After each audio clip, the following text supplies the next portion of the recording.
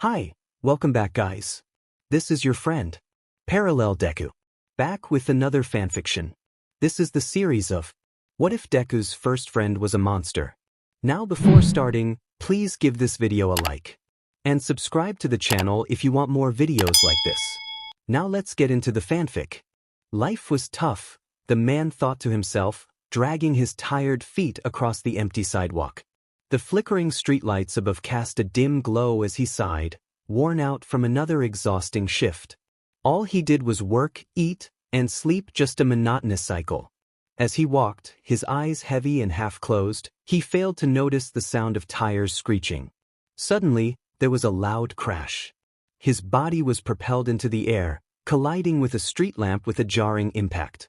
He felt a sharp pain at his temple as he collapsed onto the cold pavement, staring blankly at the night sky. This really hurt, he thought, his breathing slowing as pain faded into numbness. Was he going to die like this? A bitter chuckle escaped him. He never really believed in God, but if there was a higher power listening, he wished for just one chance to enjoy life in his next existence. His vision faded to black, only to return moments later. The boy blinked, realizing he was no longer on the street. Instead, he lay on a soft bed, staring up at a wooden ceiling. The scent of something warm and sweet filled the air. Confused, he sat up slowly. The room was small but cozy, with a mirror by the window. He stood, wobbling a little on unfamiliar legs, and caught his reflection frozen in shock as a young boy no older than 14 stared back at him. Who is that? He wondered, reaching out to touch the glass and then his own face. This wasn't him. His heart raced as the thought crossed his mind. Did he reincarnate? A smile broke through his confusion, and a small laugh escaped him. No way, God actually listened? Still stunned, the boy walked to the door, opened it, and stepped into a hallway where the smell of food grew stronger. He entered the living room, where a woman was humming to herself while cooking. She turned as she heard him and smiled warmly, walking over to pick him up with ease. "Hey there, sunshine," she said, setting him down before returning to the stove. As she sliced the meat, her nails suddenly extended into sharp, elegant claws, cutting through it effortlessly. What was happening? He thought, startled. Before he could react, the front door opened, and a man entered, greeting the woman with a kiss on the cheek. "How was work?" she asked. "Same old stuff," he replied, kissing her back. The boy noticed something odd. Half the man's face appeared scaly, like a lizard. What kind of family is this? He thought, bewildered. The man noticed him and walked over, bending down to hug the boy tightly. "And how's my little man doing?" he asked. The boy didn't respond, still trying to process everything. "Cat got your tongue, Kafka?" the man teased. Kafka blinked, the name resonating with him. "Yeah, I'm fine. Welcome home, Dad," he managed to say, the words feeling strange on his tongue. The couple smiled and the man laughed, ruffling his hair. "Good. I'm heading to the shower." As the man walked away, Kafka dashed into his room and shut the door behind him, leaning back against it with his heart racing. What was happening? After a few minutes, Kafka sat on the bed, his mind distant as he tried to piece everything together. It had been a whirlwind since he woke up in this strange world, in a body that wasn't his. Taking a deep breath, he focused, trying to dig deeper into the memories of this body. Images flickered in his mind. A mother's warm voice, a father's strong hug, school bells, laughter, pain, confusion. Okay, so this world has powers, he thought. That lizard face and knife finger thing were hard to miss. He nodded to himself, now certain. His name was Kafka, he was about 13 years old, and he was in middle school. Unfortunately, everything else was hazy, like a fog clouding someone else's memories. Guess I won't be getting a full download anytime soon, he thought. Standing up, he stretched and walked to the door. As he reached for the handle, his mother, now known as Hira, called out from the kitchen. Kafka? Where do you think you're going?" Kafka turned, keeping his cool. "Oh, just for a bit. I want to get some fresh air." "But dinner's almost ready," she replied.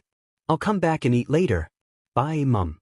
The last word felt strange on his tongue, calling a complete stranger, Mum. Shaking his head, he opened the door and stepped outside into the evening breeze. The sky was painted in oranges and purples as the sun dipped toward the horizon. This is so weird, he thought, walking aimlessly with his hands in his pockets, trying to take everything in. People passed by with their powers on full display, someone with a tail carrying groceries, another flying casually above, and a couple with glowing hands holding each other tightly. Kafka's eyes widened as he realized just how far from the world he knew he truly was. So many powers. Where exactly am I? As he continued walking, his gaze landed on a massive building in the distance. It loomed like a titan above the surrounding structures, its modern design both imposing and familiar. Wait a second, that building looks like a giant H. No way. His heart raced. Am I in MHA? Like My Hero Academia? The anime? He spun around slowly, scanning the city, the people, the vibe. It all made sense now, the quirks, the lizard dad, the nail-blade mom. That means I really got reincarnated into the world of heroes and villains. Looking down at his hands, he saw nothing unusual. No claws, no scales. Do I have powers? You get quirks at 4, right? He frowned, trying to remember. His parents had quirks, his mom could extend her nails into blades, and his dad looked like a gecko. Yet, he hadn't noticed anything different about himself. I should have a quirk by now, right? Unless. His thoughts were interrupted by the blaring sound of a horn. A car sped down the street, its tires squealing as the driver slammed the brakes, but it was too fast. Kafka's eyes widened. No, not again. Time seemed to slow as the world blurred, but something inside him reacted. Green lightning crackled around his legs. With a powerful leap, Kafka soared high into the air, clearing the car with a single jump. He landed on the sidewalk, breath-heavy. His legs were scaly, shaped like a lizard's, glowing with jagged cracks of green energy. Then, just as quickly, they returned to normal. What was that? He thought, stunned. The driver scrambled out of the car, panic etched on his face. Are you okay? That was insane. Kafka brushed the dust off his shirt and nodded. Yeah, I'm good. He walked away as the man continued to shout behind him, but Kafka didn't care. His mind was racing. What was that? My legs changed. That green lightning. Is that my quirk? Kafka looked at his arm, narrowing his eyes as he focused, trying to remember the sensation from before. That feeling. That spark. His muscles tightened, and energy surged through him. Crackle. His arm transformed, covered in small lizard-like scales with green lightning snaking around it. A smile spread across his face. This was actually pretty cool. He clenched his fist, realizing he had a lightning lizard quirk. He could work with this. Excitement flooded his body like a current as he ran home, his footsteps faster and lighter. He felt powerful, as if he had a new body and a second chance. By the time he reached home, he could barely sit still. The smell of food hit him instantly. Hira, his mother, greeted him with a smile, telling him dinner was ready. Kafka sat down at the table, still dazed by everything that had happened. His parents chatted about work, groceries, and news reports, but he barely listened. He was lost in thought, realizing he was in the world of My Hero Academia. Izuku All Might, they were all real. A grin crept onto his face as he considered the possibilities. Maybe he could meet them. Maybe he could even become a hero himself. His eyes lit up with determination as he raised his fist, feeling the weight of his new reality. He had a second chance, and he was going to make it count. 2 days passed since Kafka had been transferred into this strange new world. It still felt surreal waking up in a different body and life. The first morning had been the strangest, but he was settling into a rhythm. Hira kissed him on the cheek as he prepared to leave for school, wishing him a good day. He had gotten used to calling her Mom, and the affection felt oddly natural now. He grabbed his bag and headed out, walking through the quiet suburban streets until he reached the school building.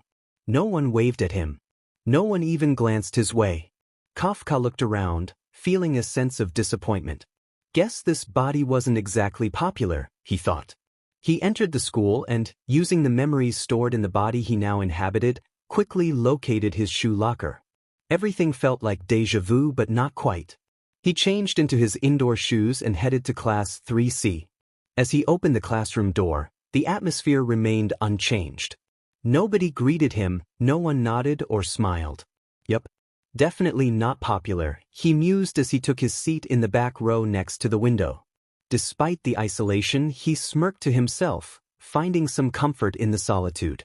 The classes went by in a blur, starting and ending with barely any energy or attention from him. He yawned as the lunch bell rang and stretched his limbs before heading toward the hallway. That's when he noticed a crowd. Students stood huddled near a classroom door, whispering and chuckling, while others looked grim. Kafka's eyes narrowed as he made his way to the front of the crowd to see what the commotion was about. His eyes widened at the sight before him. 3 boys were ganging up on a smaller, clearly injured figure on the ground: a yellow-haired boy, a red-haired boy, and a green-haired boy. Kafka recognized the one on the ground immediately. That's Izuku. The main character? That's Bakugo. Kirishima? What the hell is Kirishima doing here? He didn't go to the same middle school as Izuku. And who's that other green-haired kid? Bakugo grinned maliciously, taunting Izuku about his dreams of becoming a hero. Izuku stayed silent, trembling, tears pooling at the corners of his eyes. Kirishima stepped forward, cracking his knuckles, ready to help. Just as he pulled back his fist, ready to strike, Kafka intervened, catching Kirishima's arm midair. The crowd began to quiet as they noticed him. He looked around and saw more familiar faces: Momo Yaoyorozu, Ida, Ochako, and 2 unfamiliar girls, one resembling Bakugo and the other looking like Izuku. Kafka's brow twitched in confusion. Bakugo stepped up, clearly irritated, demanding to know who Kafka was.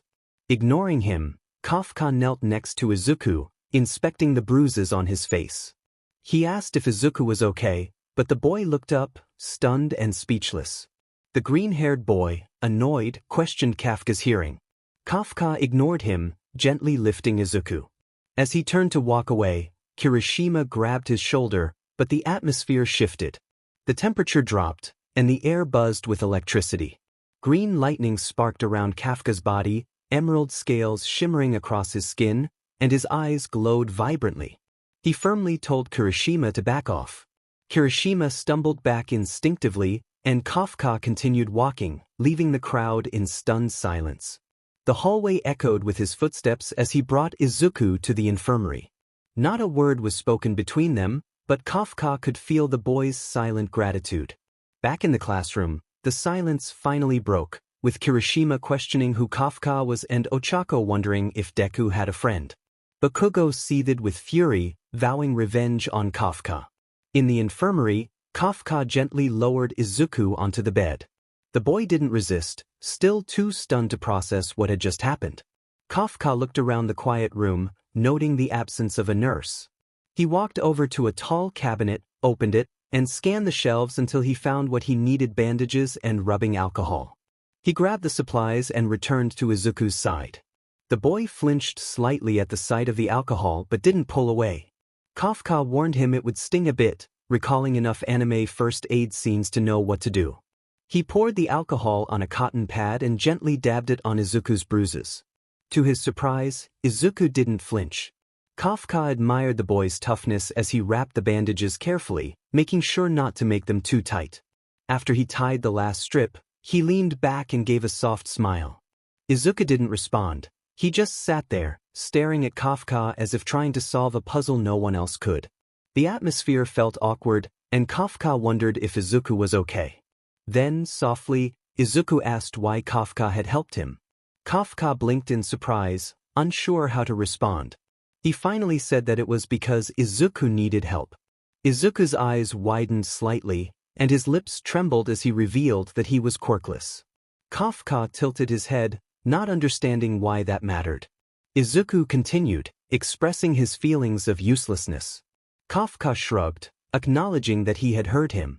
Izuku stared at him in disbelief, asking if he didn't hate.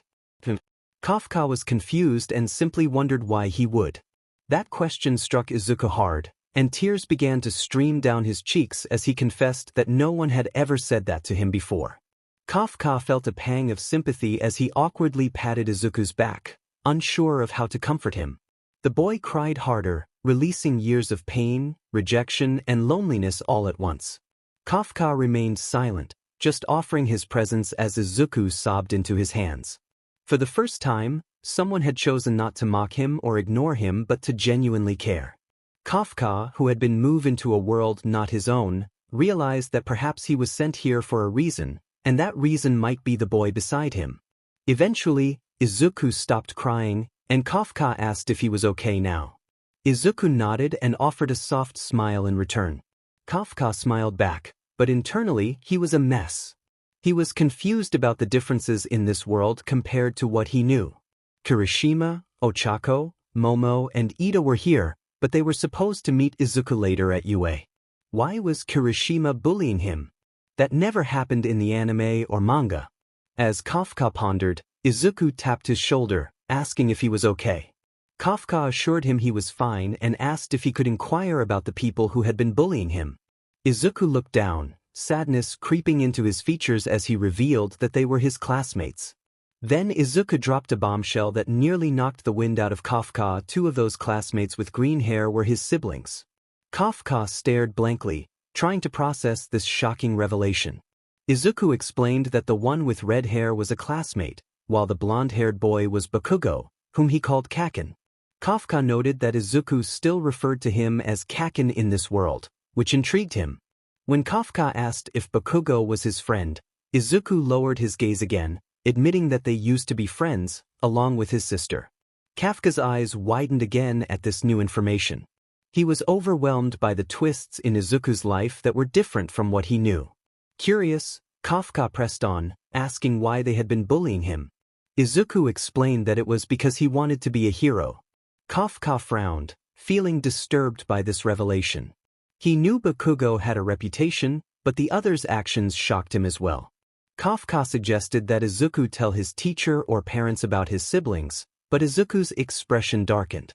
He explained that they wouldn't listen, revealing that his father was the #1 hero and his mother was the number. Kafka was taken aback, nearly falling off the bed as he processed this information. Izuku confirmed that he was the son of the #1 and #3 heroes, introducing himself as Izuku Yagi. Kafka's eyes widened in disbelief, realizing that Toshinori, known as All Might, was Izuku's father. He felt overwhelmed by the implications of this revelation. When Kafka asked why Izuku didn't tell his father, Izuku replied that he wouldn't care. Kafka's eyes narrowed, unable to believe that All Might wouldn't care about his own son. Izuku explained that his family was famous and strong, while he felt like an embarrassment for being quirkless. Kafka felt a pang in his chest, realizing that this version of Izuku was even more tragic than the one he knew. He stood up, exhaling deeply, and reached into his pocket to pull out his phone, asking for Izuku's contact information. Izuku blinked in surprise, admitting he had forgotten his phone in class. Kafka told him to stay put and suggested they walk home together when the time came. Izuku's eyes lit up with excitement at the prospect, and Kafka smiled faintly, feeling a sense of connection forming between them. As Kafka was about to leave, Izuku called out to him. He stuttered, asking for Kafka's name. Kafka, surprised, burst out laughing, finding the moment amusing. He approached Izuku and extended his hand for a handshake, introducing himself as Kafka. Izuku smiled back and shook his hand, introducing himself in return. Kafka then asked if Izuku could tell him the names of the bullies. Izuku, though confused, shared the names of the 3 others: Zuko, the boy with green hair, Izumi, the girl with green hair, and Katsumi, who resembled Bakugo. Afterward, Kafka walked out of the infirmary and returned to class. As he sat down, he gazed out the window, pondering the strange situation he found himself in. After class ended, Kafka quietly made his way back to the infirmary, where he found Izuku still lying there, bruised and alone, with no nurse in sight. Kafka wondered what kind of school lacked a nurse. He approached Izuku and told him it was time to go. Izuku stirred, slowly sitting up and limping slightly as he walked over. Kafka asked if he could walk, to which Izuku replied that he could, assuring him that his leg wasn't broken. Kafka observed Izuku's battered appearance, realizing how messed up this world was. Together, they walked through the hallways until they reached Class 2B. Kafka opened the door, and every pair of eyes turned to them, the tension palpable. Among those staring were Bakugo, Momo, Ochako, Kirishima, Ida, and a few others Kafka didn't recognize. He casually walked inside and addressed Izuku, asking which seat was his. Izuku, stunned, hesitated before pointing to a desk where Ida was sitting, and his bag lay at his feet. Kafka approached Ida, demanding he move to retrieve the bag. Ida narrowed his eyes in confusion. Bakugo and another green-haired student stood up, and Ida smirked as he threw the bag to Bakugo, instructing him to go get it. Bakugo caught it with a cocky grin. Izuku called out to Kafka, but he remained unfazed and stepped toward Bakugo, demanding the bag. Bakugo refused, and a few students chuckled at the exchange. Kafka glared at Bakugo, giving him one more chance to hand over the bag. As Zuko stepped behind Kafka, his fist glowing, he taunted Kafka, demanding he beg for the bag. Izuku shouted for Kafka, but before he could react, Zuko punched Kafka in the face. The classroom held its breath, but Kafka didn't move, remaining unscathed. Zuko was shocked, and as he reeled back, Kafka swiftly punched Bakugo, sending him crashing to the ground. Kafka knelt to pick up the bag, warning them to pick on someone their own size as he walked out with Izuku. The room fell silent. Katsumi laughed at Bakugo, who was furious, vowing revenge. Ochako checked on Zuko, who was bewildered by the strength of his punch. Momo remarked on Kafka's apparent friendship with Izuku, while Izumi expressed her confusion about Kafka's identity. Outside, Kafka and Izuku walked in silence. Kafka pointed at a poster of a pro-hero in flashy armor and flames, asking who it was. Izuku informed him that it was Inferno, the number 4 hero. Kafka, unfamiliar with him, was surprised to learn that All Might was not the top hero globally but ranked 38th. Izuku explained that the top hero was called Angel, and Kafka realized his mistake in assuming otherwise. As they approached Izuku's house, Kafka was taken aback by its luxurious appearance, resembling a hotel more than a home. He marveled at the wealth displayed by the estate. At the gate, Kafka turned to Izuku, raised his fist, and smirked, saying goodbye. Izuku, confused, looked at Kafka's hand, and after a moment, bumped fists with him, a genuine smile forming on his lips as he thanked him. Kafka walked away, leaving Izuku with a warm feeling in his chest. However, that warmth faded as he entered his home, where he was met with the cold glares of Izumi and Zuko. Izumi remarked on his new friendship, but Izuku remained silent, lowering his gaze. Zuko, aggressive, grabbed him by the collar, demanding to know what was going on. Izuku stuttered, explaining that Kafka was just someone he met that day. Izumi, skeptical, accused him of lying, and Zuko, enraged, punched Izuku hard in the stomach. Izuku gasped and fell to the floor, clutching his gut as Izumi and Zuko stepped over him, uninterested in his pain. Groaning softly, Izuku pulled himself up and moved into the living room, where his mother, Inko, was reading a magazine. She glanced up and frowned at him, expressing her disapproval. He quickly looked down and nodded slightly. Izuku felt a sense of unease wash over him as he walked past her and climbed the stairs to his room, each step feeling heavier than the last. He opened the door, revealing the bare essentials: a single bed, a small bookshelf, and a cracked window letting in the faint evening light. Stepping inside, he closed the door behind him, enveloped in silence that felt deafening. Izuku sat down on his bed and leaned against the wall, sore and aching. He looked up at the ceiling and smiled faintly, despite everything.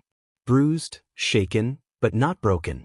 He thought about how Kafka had looked at him without disgust, recalling the moment Kafka stood in that classroom, facing Bakugo and the others without flinching. He remembered how Kafka had punched someone stronger and called him bro. That simple act felt like the first warmth in a cold world. He hoped they could be friends. He stared at the ceiling for a long while, the sound of muffled voices downstairs fading into a quiet hum. A single tear escaped his eyes. Despite the pain, a spark of something new ignited within him hope. For the first time in what felt like years, he didn't feel completely alone. Meanwhile, Kafka walked alone through the empty city streets as the sun set. His hands were tucked into his pockets, his mind racing with the chaotic events of the day. He kicked a pebble, watching it bounce across the sidewalk. Something felt seriously off in this world. People like Ida, Uraraka, and Momo were supposed to be kind, and Kirishima was known for his loyalty. Yet here, they seemed like bullies, monsters hiding behind smiles. The memory of Izuku's battered face flashed through his mind, and his jaw clenched. He thought about Izuku's sister and brother, all of them caught in this mess. He stopped walking and looked up at the night sky, the stars flickering faintly above him, indifferent to his thoughts. This was him, but it felt like an alternate universe, a twisted version of their favorite story. He laughed quietly to himself, the sound hollow and bitter. If someone created this world, they must really hate Izuku. It was a tough place to live if you were weak. His mind wandered to the quirk his father mentioned, kaiju, a transformation ability that allowed him to turn into a giant lizard. Not just any lizard, but one with glowing green scales and lightning crackling around him. He grinned, knowing he would have to test it out sooner or later. Just then, a faint sound caught his attention, muffled, but sharp. A scream. He froze, every instinct on alert. The scream came again, this time closer.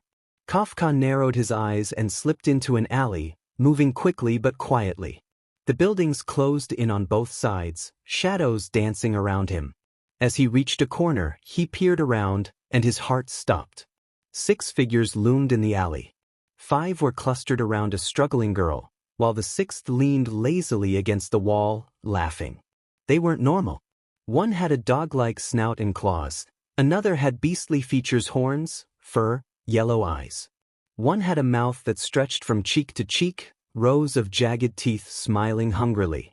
The girl trembled in the center, her arms pinned behind her by one of the thugs.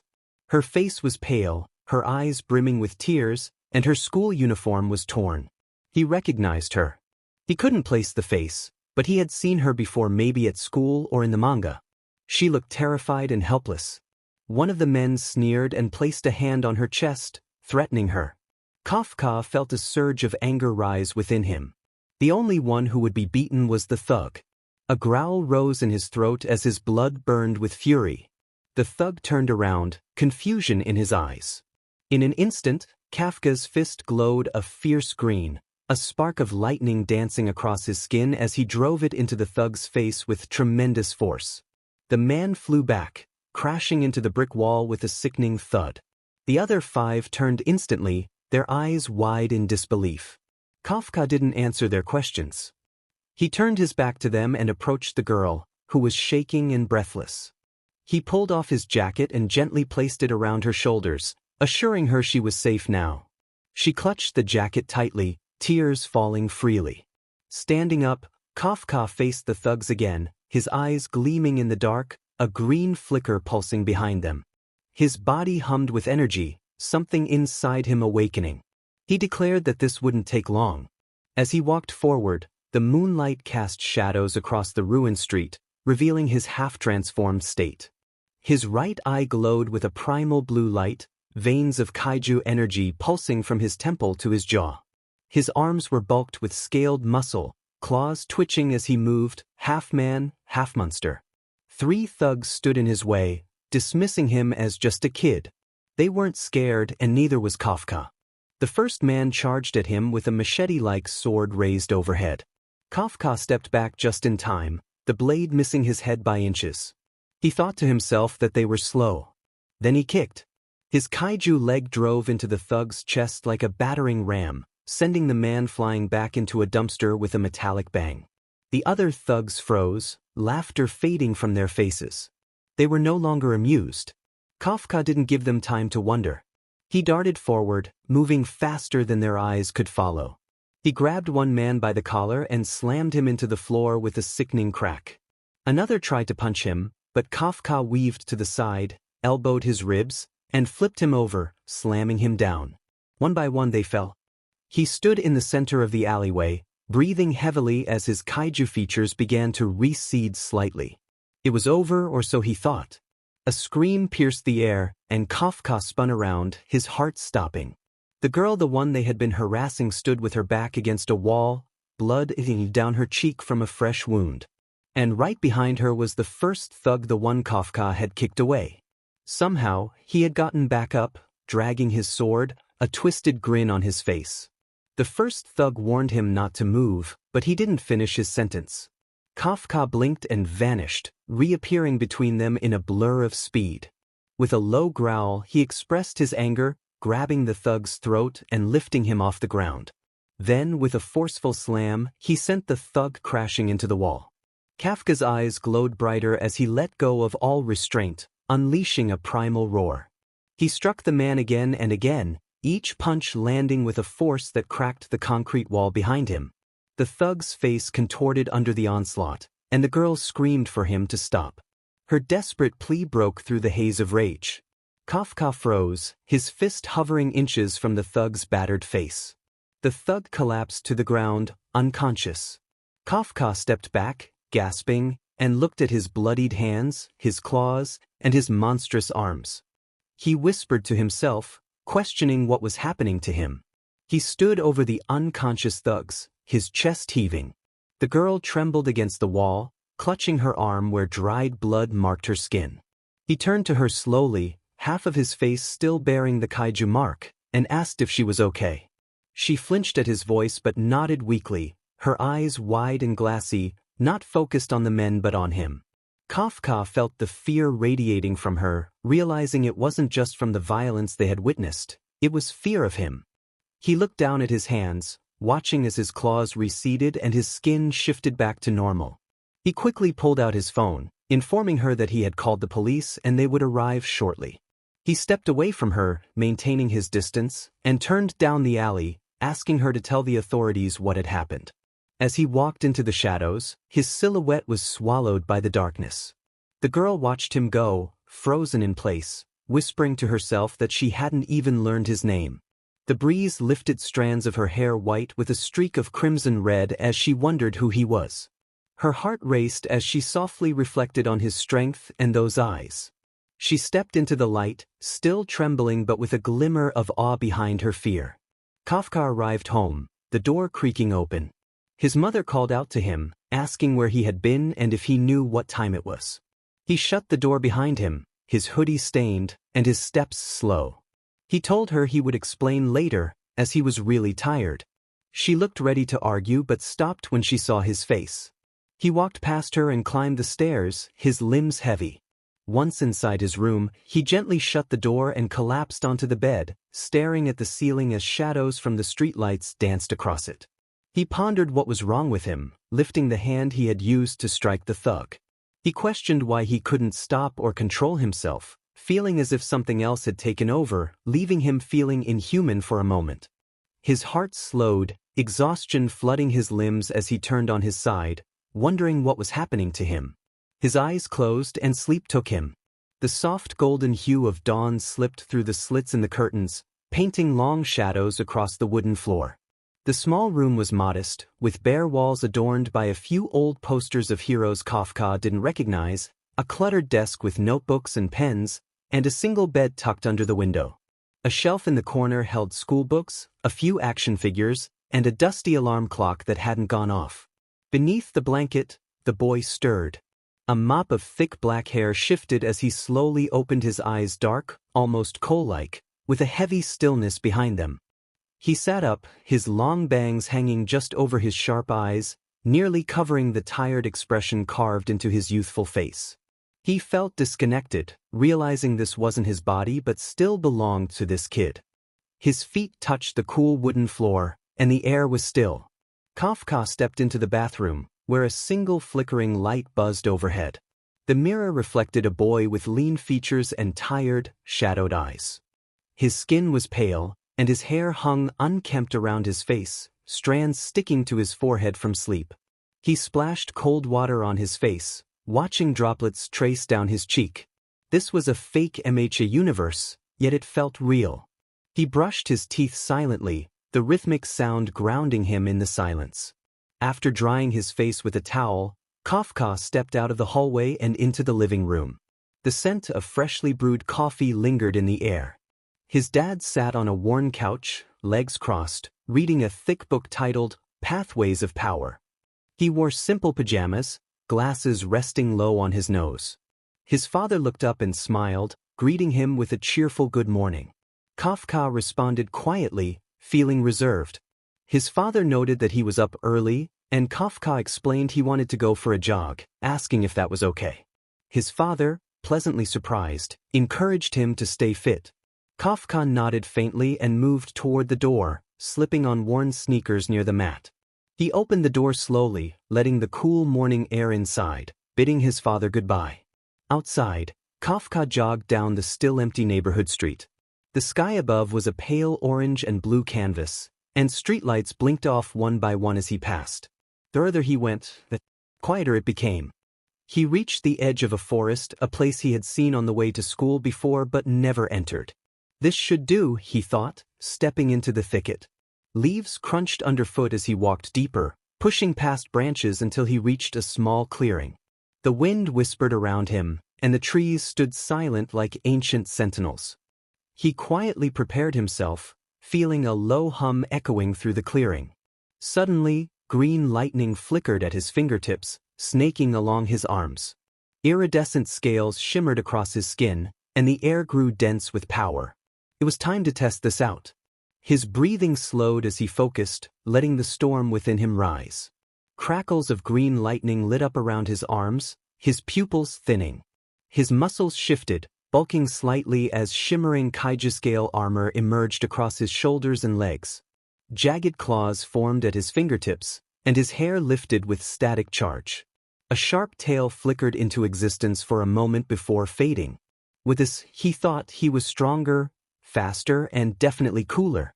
He crouched low, ready to embrace whatever came next.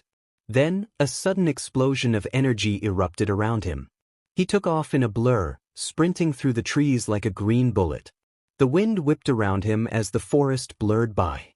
He leaped, clearing 10 meters effortlessly, and landed on a tree branch as if it were solid ground. He grinned, exhilarated by the rush. This was fun. He launched himself again, springing from branch to branch like a jungle beast, flipping midair, spinning off trees, and rebounding with a parkour twist. He landed in a clearing with a skid, his claws digging into the dirt. Raising his fist, green lightning danced around it. He decided to test his strength. He reared back and swung, creating a shockwave that shattered the tree in front of him. 2 more trees behind it splintered and collapsed with a thunderous crash. Stunned, he blinked and then grinned wide. Oh wow, that was strong. And he wasn't even at full power yet? He looked at his hands, charged them again, and this time kicked off the ground into a spinning aerial flip. He brought his leg down in a sweeping spin kick. A monstrous gust of wind blasted out, bending trees backward and sending loose leaves and twigs flying like shrapnel. He landed in a crouch, hair still wild, scales fading. He laughed again, this time more freely, feeling more like himself. Yeah, this quirk's kind of sweet. He looked down at his wristwatch, dusted with bark and dirt. His eyes widened in shock.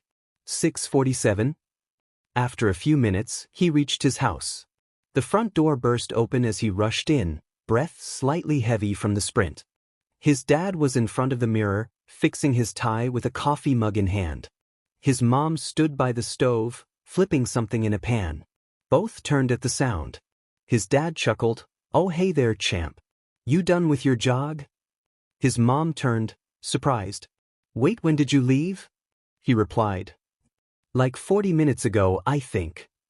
His mom scolded him, "Did you even drink anything?" He grinned, "Nope." His dad laughed, walking over to kiss his wife's cheek. "It's fine, honey. He's a growing boy. Let him burn off some energy." He then walked up to her and kissed her on the cheek. She blushed and pouted, "You're both hopeless." Raising an eyebrow, he thought it was his cue to leave before this turned into a rom-com. He darted to his room, grabbed his uniform, and threw it on in record time. He plopped at the table, devouring his breakfast like a beast. His dad watched in awe, "He's eating like a pro wrestler." His mom smiled and sighed, "At least he's eating." He wiped his mouth and stood up. "Well, I'm out. Mom's dad." His dad called after him, "Wait, why so early?" His mom added, "You didn't even pack lunch." He was already halfway out the door. "I'm picking up a friend, bye." In another location, the morning sun crept through the windows of the Yagi household, casting long shadows across the kitchen tiles. Izuku sat silently at the counter, biting into a half-made sandwich.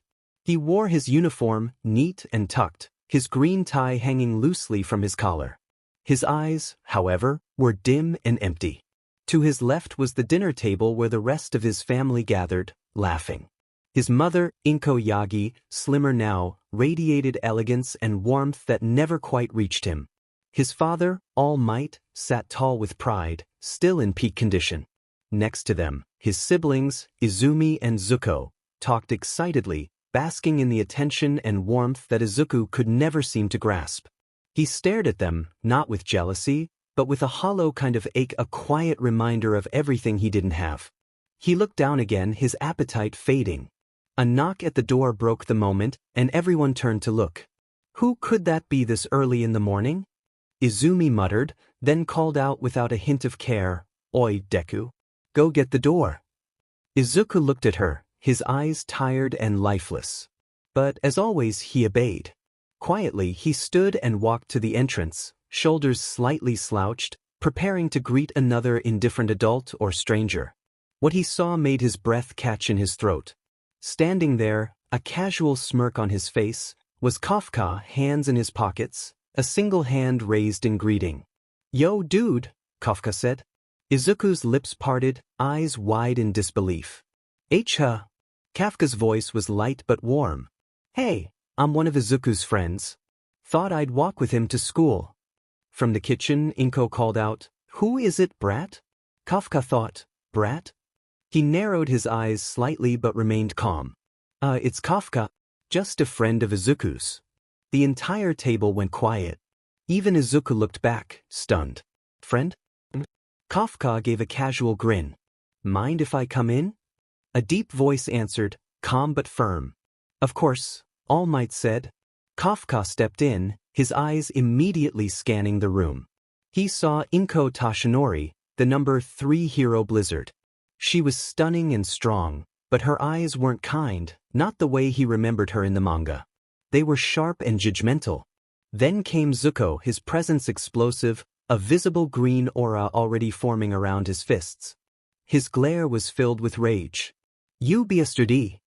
Zuko shouted, pointing. Kafka tilted his head, confused. "Huh, that's the guy who hurt my hand," Zuko accused. All Might raised an eyebrow. "Zuko, calm yourself. Explain." Zuko growled, "He made me hit him hard and I broke my hand. He did it on purpose." Kafka crossed his arms, clearly annoyed. He thought, wow, this dude is pathetic. He looked at Zuko, then back to All Might. "I didn't do anything." He swung. "I just stood there." Inko asked sharply, "What?" Kafka repeated, slower this time. "He hit me and hurt himself. It's not my fault the kid's got baby fingers." The entire table froze. Zuko's rage boiled over.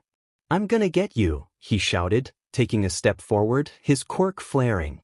But before he could move, All Might stepped between them, hand raised. "Enough!" All Might commanded. Kafka looked up at him. He was tall, but Kafka didn't flinch. The pressure coming from the former symbol of peace was palpable. Any normal kid would have backed down. But Kafka? He stared into All Might's eyes, calm and unshaken. All Might narrowed his gaze. "I'll apologize for my son. But if you did hurt him, know this: he is my son. And I will not tolerate anyone hurting him." That's when Kafka's expression darkened, and the room grew cold. "Repeat that," he said. All Might blinked. "What?" "Repeat." "What?" said. "I said he's my son." "And Izuku?" Kafka cut in, his tone laced with intensity. "He had bruises. Scars. And you don't seem to care. You show him nothing. No love. No praise. Just cold shoulders and insults." The words hit like arrows. Inko stood up, anger flashing in her eyes. "What did you just say, you little?" Kafka snapped, his voice suddenly thunderous. "You heard me." All Might stepped forward, placing a hand on Kafka's shoulder, his grip firm and painful a warning. But Kafka didn't flinch. He stared straight ahead, eyes glowing faintly black, crackling with restrained rage. A strange pressure filled the air. For a moment, even All Might hesitated. Then, suddenly, a voice called from the stairs, declaring readiness. Izuku, now with his bag, looked between the tense figures in the room. Kafka's expression softened instantly. He brushed All Might's hand off his shoulder and walked toward the door, with Izuku quickly following, casting a confused glance at the stunned room behind him. As the door shut, Zuko scoffed, dismissing them as a pair of losers. Izumi, arms folded, stared at the door, pondering why someone strong would stand up for someone like Izuku. Wasn't strength meant to trample weakness? Wasn't that the world's way? Inko placed a hand on All Might's arm, concerned for him. He didn't answer right away, lost in thought as he stared at the door. Those eyes. That pressure. If the boy hadn't come down, Izuku would have faced a different fate. A faint smile crossed All Might's face as he thought about the interesting kid. Outside, Izuku walked quietly beside Kafka, glancing at him every few seconds, still in disbelief that he was really there. He asked, his voice trembling with disbelief, why Kafka had come to pick him up. Kafka shrugged, stating simply that they were friends. Izuku blinked in surprise, realizing Kafka wanted to be his friend. His eyes widened, and for the first time in what felt like years, he smiled, agreeing to the friendship. Kafka smirked, feeling that they already were friends. He recalled the pressure and anger he had felt inside, reminding himself to control his temper better. But as he glanced at Izuku, still smiling up at him, he thought about how, if the real All Might or Inko were there, they would have fiercely defended Izuku. It had been 2 weeks since Kafka stepped into this world, 2 weeks of observation, patience, and keeping his rage buried just beneath the surface. He wasn't here to play the hero yet, he had goals, small ones at first, but ones that mattered. The first goal was simple: gather information. That part had come naturally, thanks to Izuku. Izuku Yagi, a kid who had been a fictional character in Kafka's past life, was now real, broken and bruised, but not beyond saving. He talked a lot, and while others found his constant muttering annoying, Kafka listened. Every ramble about heroes, quirks, statistics, and schools was absorbed like a sponge. He learned about the top 5 hero schools around the world, realizing that UA wasn't the only elite institution. There were prestigious academies in England, Russia, Korea, Germany, and America, all producing powerful individuals capable of bending the world around them. Izuku was a treasure trove of information, hidden behind green eyes and a nervous smile. Kafka listened, nodded, and remembered. But information was only step 1. The second focus was training. The moment Kafka entered this world, he recognized the potential of his new body. It wasn't weak, it just hadn't been used correctly. Like a sword left in the rain, it was rusted but not broken. So, every day after school, or sometimes before sunrise, Kafka trained.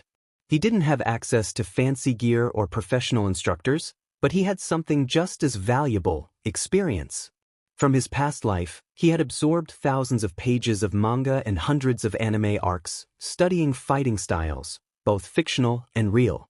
And more than that, he had quiet, simmering rage at how this world treated people like Izuku, at how the strong crushed the weak and called it natural.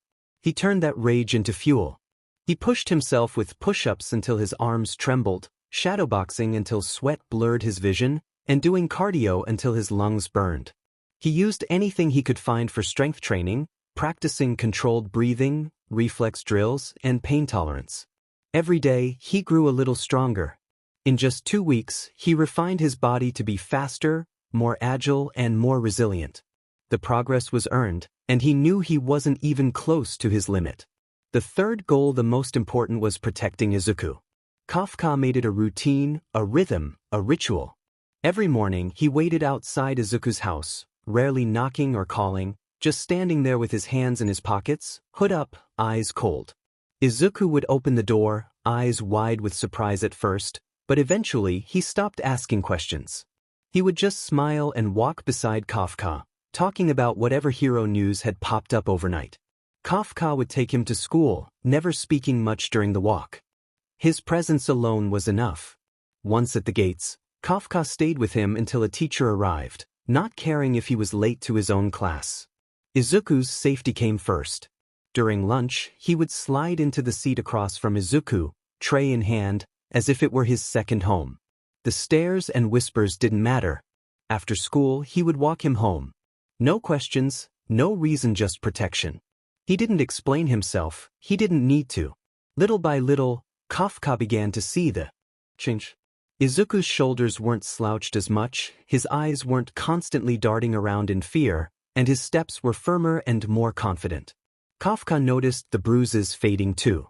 2 weeks ago, Izuku's arms had been covered in purple marks, and his legs had trembled when he walked.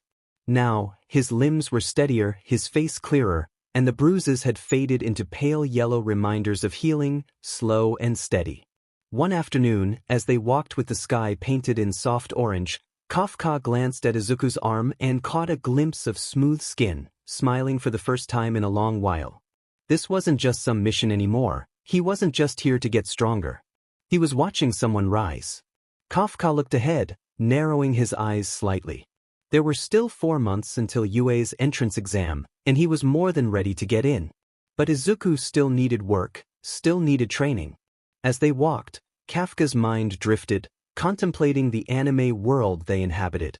If he played this right, he could turn Izuku into something more, not a carbon copy of a hero, but something better, faster, smarter, stronger.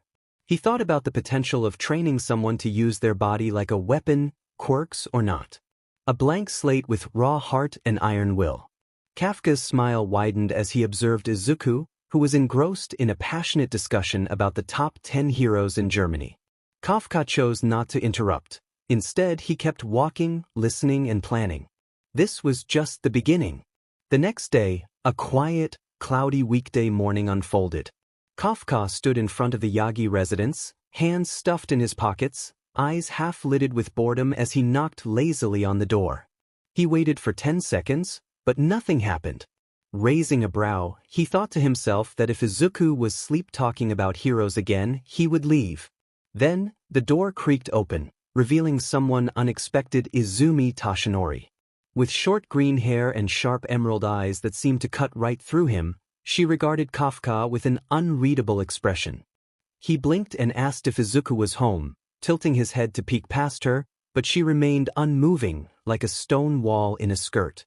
Izumi informed him that Izuku was out, sent by their mother to grab something quickly. Kafka let out a low sigh and scratched the back of his neck, asking where he had gone.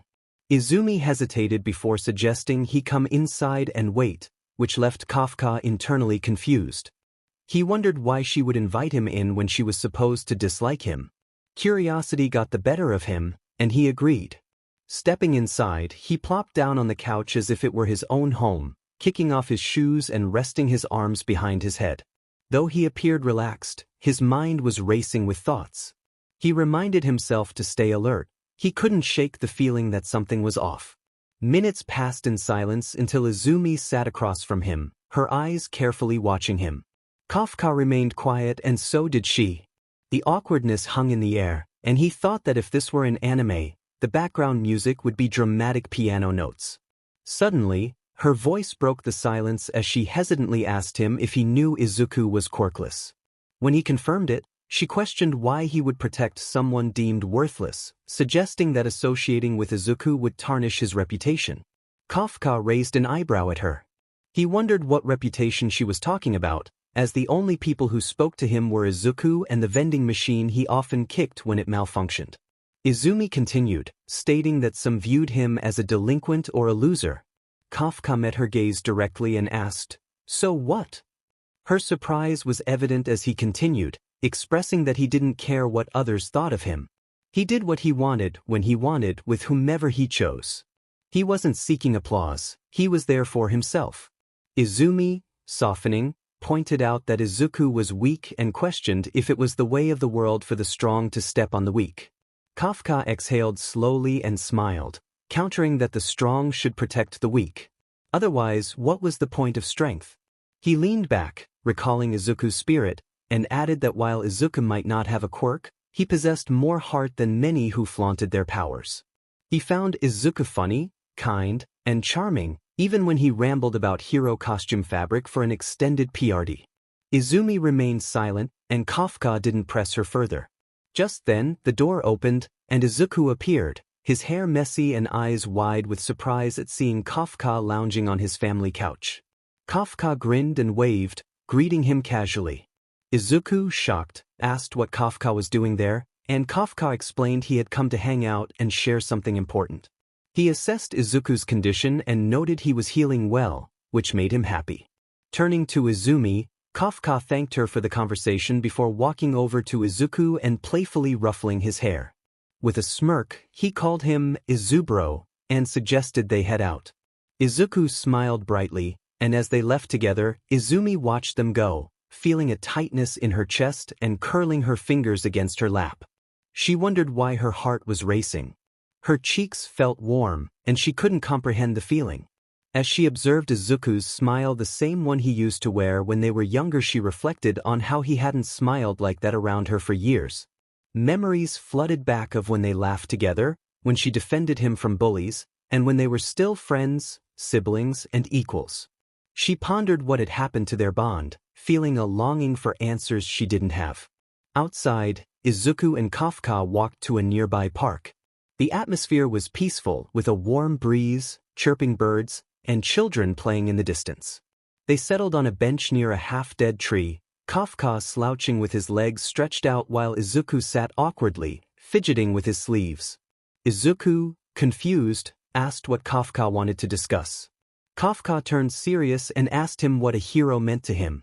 Izuku blinked, taken aback by the sudden question, and hesitantly answered that a hero was someone who saved people using their quirk. Kafka sighed and shook his head, indicating it was the wrong answer. Izuku tilted his head, puzzled, and tried again, suggesting a person who used their quirk for the greater good. Kafka leaned back, still unimpressed, and told him he was wrong again. Izuku was bewildered, and Kafka pointed to his chest, prompting Izuku to squint. In confusion, Kafka clarified that a hero was someone with a heart of gold, someone who protected others not because of their power, but because it was the right thing to do. He stood up, looking out over the park, emphasizing that while a quirk could help, it wasn't necessary to be a hero. What you need is this. He pointed to his heart again, more gently this time. The main character expressed a desire to help Izuku become a hero. Izuku's eyes widened in surprise. The main character continued, wanting to walk the path of a hero alongside Izuku, suggesting they could be heroes together. Izuku's mouth opened slightly, but no words came, only tears filled his eyes. He expressed his concern about being quirkless. The main character thought about how others, like Stain and Knuckleduster, had proven that quirks weren't everything. The main character reassured Izuku that it didn't matter. Izuku looked confused, prompting the main character to step closer and ruffle his messy green hair. The main character insisted that Izuku could still be a hero, without a doubt. Izuku stared, eyes wide and trembling lips, before he suddenly started crying. The main character thought about the emotional moment unfolding. He encouraged Izuku, affirming that he would be amazing. Izuku let out a laugh through his tears, a mix of awkwardness and raw emotion. The main character felt determined to help Izuku grow stronger. The beach was quiet, with only the sound of waves rolling onto the shore. The salty air clung to their skin as seagulls circled lazily above. The main character stood near the edge of the sand, stretching with a casual confidence that masked his uncertainty. Izuku stood behind him, hands on his knees, catching his breath from the walk. He asked what they were doing there. The main character cracked his neck and smirked, stating they were training. Izuku was surprised. The main character looked out over the horizon, channeling the spirit of an anime mentor. He didn't know many real training methods, but he had faith in the power of determination. He dramatically raised his arm, outlining a rigorous training plan that included push-ups, sit-ups, pull-ups, and a long run around the beach, finishing with sparring. Izuku felt overwhelmed, questioning if it was too much. The main character shrugged, explaining that they had limited time before the UA entrance exam and needed to make every day count. Izuku looked uncertain, doubt clouding his expression. He asked if the main character really believed he could do it. The main character, with calm strength, affirmed his belief in Izuku. Izuku blinked, feeling the weight of the moment. He expressed his concern about being quirkless.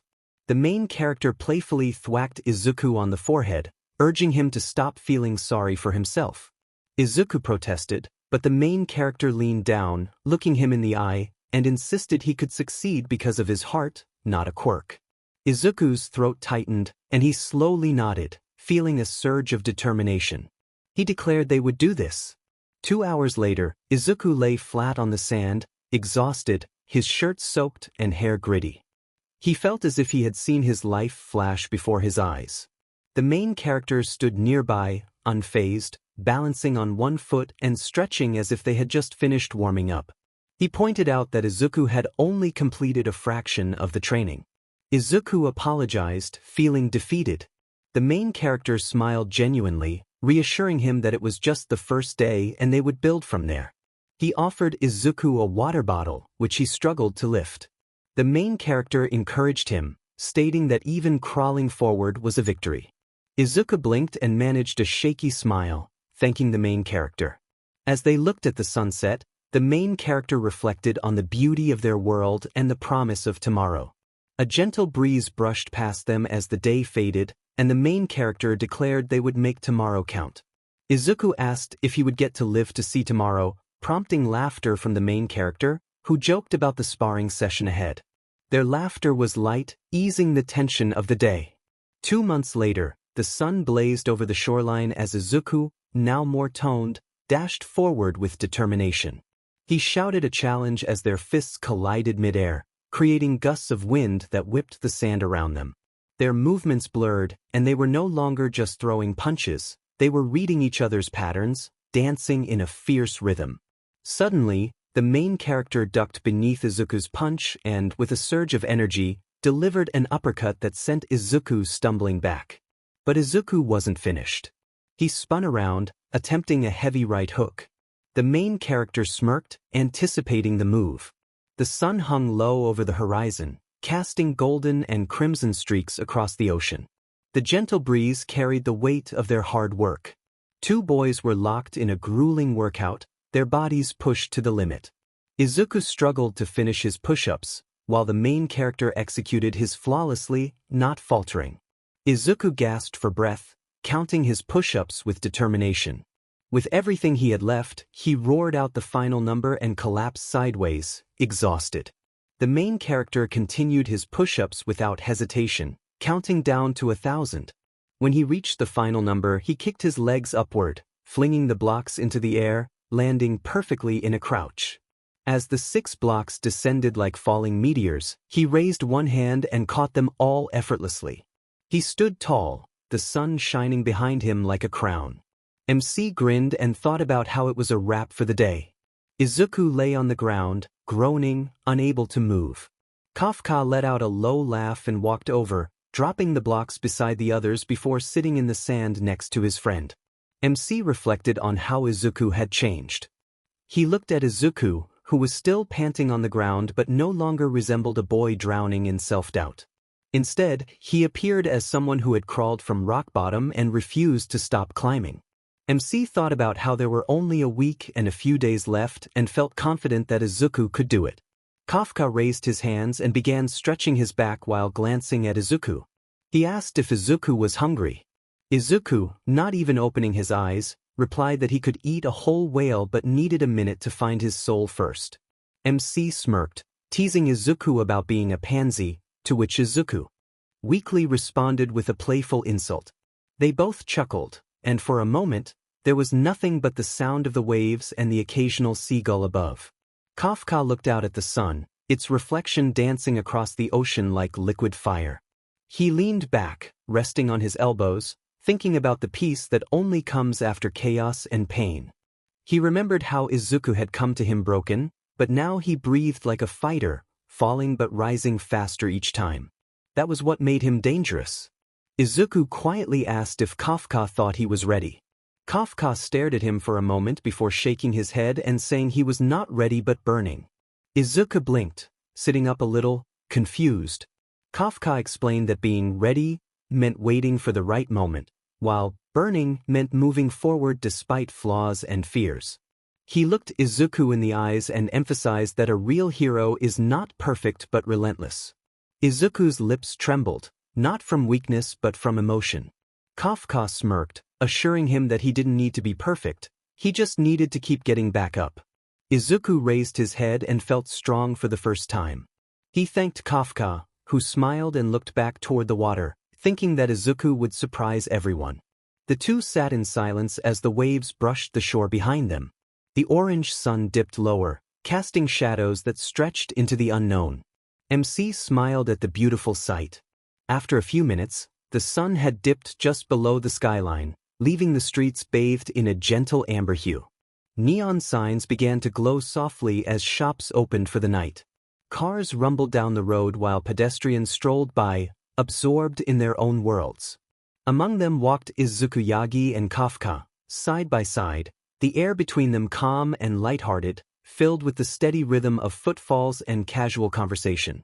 Izuku enthusiastically talked about Angela, the German top hero, sharing how incredible she was in close-quarters combat and her impressive reflexes. Kafka walked silently beside him, listening with a half-smile, his hands in his pockets, occasionally glancing at Izuku as he rambled on about heroes, quirks, and battle tactics. Suddenly, a soft cry interrupted them, and they both froze. Ahead, a small boy sat alone on the curb, tears settling down his dusty cheeks, trembling as he cried for his mother. Without hesitation, Izuku stepped forward and knelt in front of the child, his voice warm and his posture relaxed. He gently asked if the boy was okay. The child sniffled and explained that he had lost his mommy and didn't know where she went. Izuku smiled softly and suggested they find her together. He stood up and carefully lifted the boy onto his shoulders, telling him to let him know when he saw her. The child nodded, still sniffling but now holding onto Izuku's hair for balance. Izuku turned to Kafka, apologizing for delaying their meal. Kafka smiled and assured him it was cool. They moved through the city streets, checking every alley and storefront. Pedestrians glanced at the unusual pair, one teenager carrying a crying child on his shoulders, the other quietly flanking them like a silent guardian. For a while, there was no sign of the mother, but Izuku never complained. Then the child excitedly shouted that he saw his mommy. Izuku immediately stopped, following the child's pointed finger. Across the street stood a frantic woman, searching in every direction. She ran without waiting for traffic to stop, and Izuku gently placed the child down just in time for him to run into her arms. The mother collapsed to her knees, holding him tightly, overwhelmed with relief. Kafka stood a few feet back, arms crossed, his gaze steady but softened. The woman looked up at them, her eyes red but grateful, thanking them profusely. Izuku smiled and assured her it was no problem, just glad the boy was safe. As the woman walked away, the boy turned around and waved, saying goodbye. Izuku smiled back, watching the small family disappear into the crowd. For a moment, silence hung in the air as Izuku's hand lowered slowly. Kafka glanced sideways at him, noticing that while Izuku was still smiling, his eyes looked distant, a quiet sadness hidden behind all the warmth. MC thought about how, even after everything Izuku had been through, he still wanted to help others. He still had that heart. Kafka stepped closer, placing a firm hand on his friend's back and giving him a pat, quietly acknowledging his heroism. Izuku looked up, surprised at first, but then smiled a genuine, soft smile full of something pure. They stood there, shoulder to shoulder, as the city buzzed around them like background noise. Two boys who shouldn't have had to grow up so fast yet did, and somehow. They began to walk again, this time in silence. Kafka glanced at Izuku from the corner of his eye, then up at the sky, which had faded to deep violet. He thought to himself, even in this twisted version of even after all the pain, Izuku remained the kind-hearted, cinnamon roll idiot with the heart of a hero. A few days later, the bell rang, but the atmosphere was tense and dry. The end of the school year loomed, and anticipation buzzed through the classroom like static. Kafka sat by the window, resting his chin on one hand, staring out as the teacher droned on at the front. The teacher spoke about the importance of thinking seriously about their futures, mentioning that many students dreamed of becoming pro-heroes. Kafka half listened, glancing sideways at his classmates. He thought to himself that not to be rude, but half of them had quirks that barely qualified. One student's quirk was just making his head bigger. How was that useful? He sighed quietly as his classmates laughed and joked among themselves. Then the teacher paused and smiled faintly, announcing that one student aimed for UA high the top of the top. The class fell silent as dozens of eyes turned on Kafka with quiet scorn, judgment, or disinterest. He thought to himself that his reputation was already in the gutter, but he didn't flinch. Leaning back in his chair, he remained calm yet piercing, challenging anyone who might have a problem with his aspirations. His gaze swept across the room, hard and unwavering. A few students looked away, while others sneered quietly but didn't respond. Kafka turned back to the window, exhaling and wondering how Izuku was doing. In another classroom at the same time, the mood was louder and heavier, like a storm waiting to break. The teacher stood before the class with a clipboard, announcing the names of the 9 students who had applied for UA this year. Most students didn't react, but a few muttered under their breath. When the teacher mentioned Izuku's name, laughter erupted in the room. Izuku sat at his desk, trembling and half-hidden behind his hand. Bakugo loudly mocked Izuku, and even Zuko and the others grinned. Izuku said nothing, shrinking in his seat. The teacher sighed and attempted to regain control, but the damage had been done. Bakugo leaned over to Zuko, whispering about giving Izuku a little goodbye gift later. Izumi glanced over with a blank expression, her eyes flickering before she turned back to the board. After class, Kafka slung his bag over his shoulder and strolled down the hallway. He reached Izuku's classroom, pushed open the door, and paused. The room was empty, with desks unoccupied and Izuku's bag still there. He wondered where everyone had gone. Just then, a brown-haired girl with glasses nervously approached him, fidgeting with her fingers. She revealed that they had taken Izuku to the gymnasium. Kafka's eyes widened, and without another word, he dashed out of the room. He sprinted through the halls, heart pounding and breath sharp, as screams, shouts, and laughter echoed around him. He reached the gymnasium and found a crowd of students gathered in a half-circle. Pushing through them, he finally saw Izuku bloodied and bruised, barely conscious, with his head hanging low as Zuko, Kirishima, and Ida held him in place. Bakugo stood in front of Izuku, fist raised mid-swing, blood on his knuckles. Nearby, Katsumi, Momo, and Ochako laughed as if it were all a joke. Izumi stood behind them, silent and unmoving. When Bakugo noticed Kafka in the crowd, he grinned and taunted him about coming to watch his boyfriend. Izuku lifted his head slightly, his swollen eye barely opening, calling out to Kafka weakly. Kafka stared, his expression cold and icy, the kind of silence that made even the air feel still. Bakugo grinned, sparks popping from his palms as Kafka approached. Bakugo challenged him, but Kafka's focus remained solely on Izuku, who was bruised and hurt. His steps were steady and unshaken, like a force of nature that refused to be stopped. Bakugo's grin faltered as he shouted at Kafka, but Kafka walked right past him, kneeling beside Izuku, who had blood running down his cheek and a torn shirt. He apologized for being late, and Izuku looked up with wide eyes filled with relief and confusion. Kafka stood slowly, shifting his gaze to Kirishima, who still gripped Izuku's shoulder. When Kirishima questioned him, Kafka grabbed his arm, and a sickening crack echoed through the gym. Kirishima dropped to his knees in pain. Ida, eyes wide, charged at Kafka, but he never got close. In a flash, Kafka's fist connected with Ida's face, sending him flying across the gym, crashing into the wall. Green lightning crackled across Kafka's body, thin scales shimmering along his arms as if something beneath his skin wanted to break free. He turned toward Zuko, who tried to back up but found himself in front of Kafka. Kafka called him pathetic and delivered a punch to Zuko's gut, folding him in half. Before Zuko could collapse, another blow struck him in the chest, followed by a rapid series of strikes that lifted Zuko's feet off the ground. A final kick sent him sprawling across the floor, dazed and coughing. As Kafka focused on Zuko, Bakugo attempted to attack him from behind but was met with a knee to his gut, causing him to fall to his knees, clutching his stomach. Kafka glared at him, vowing to deal with him later.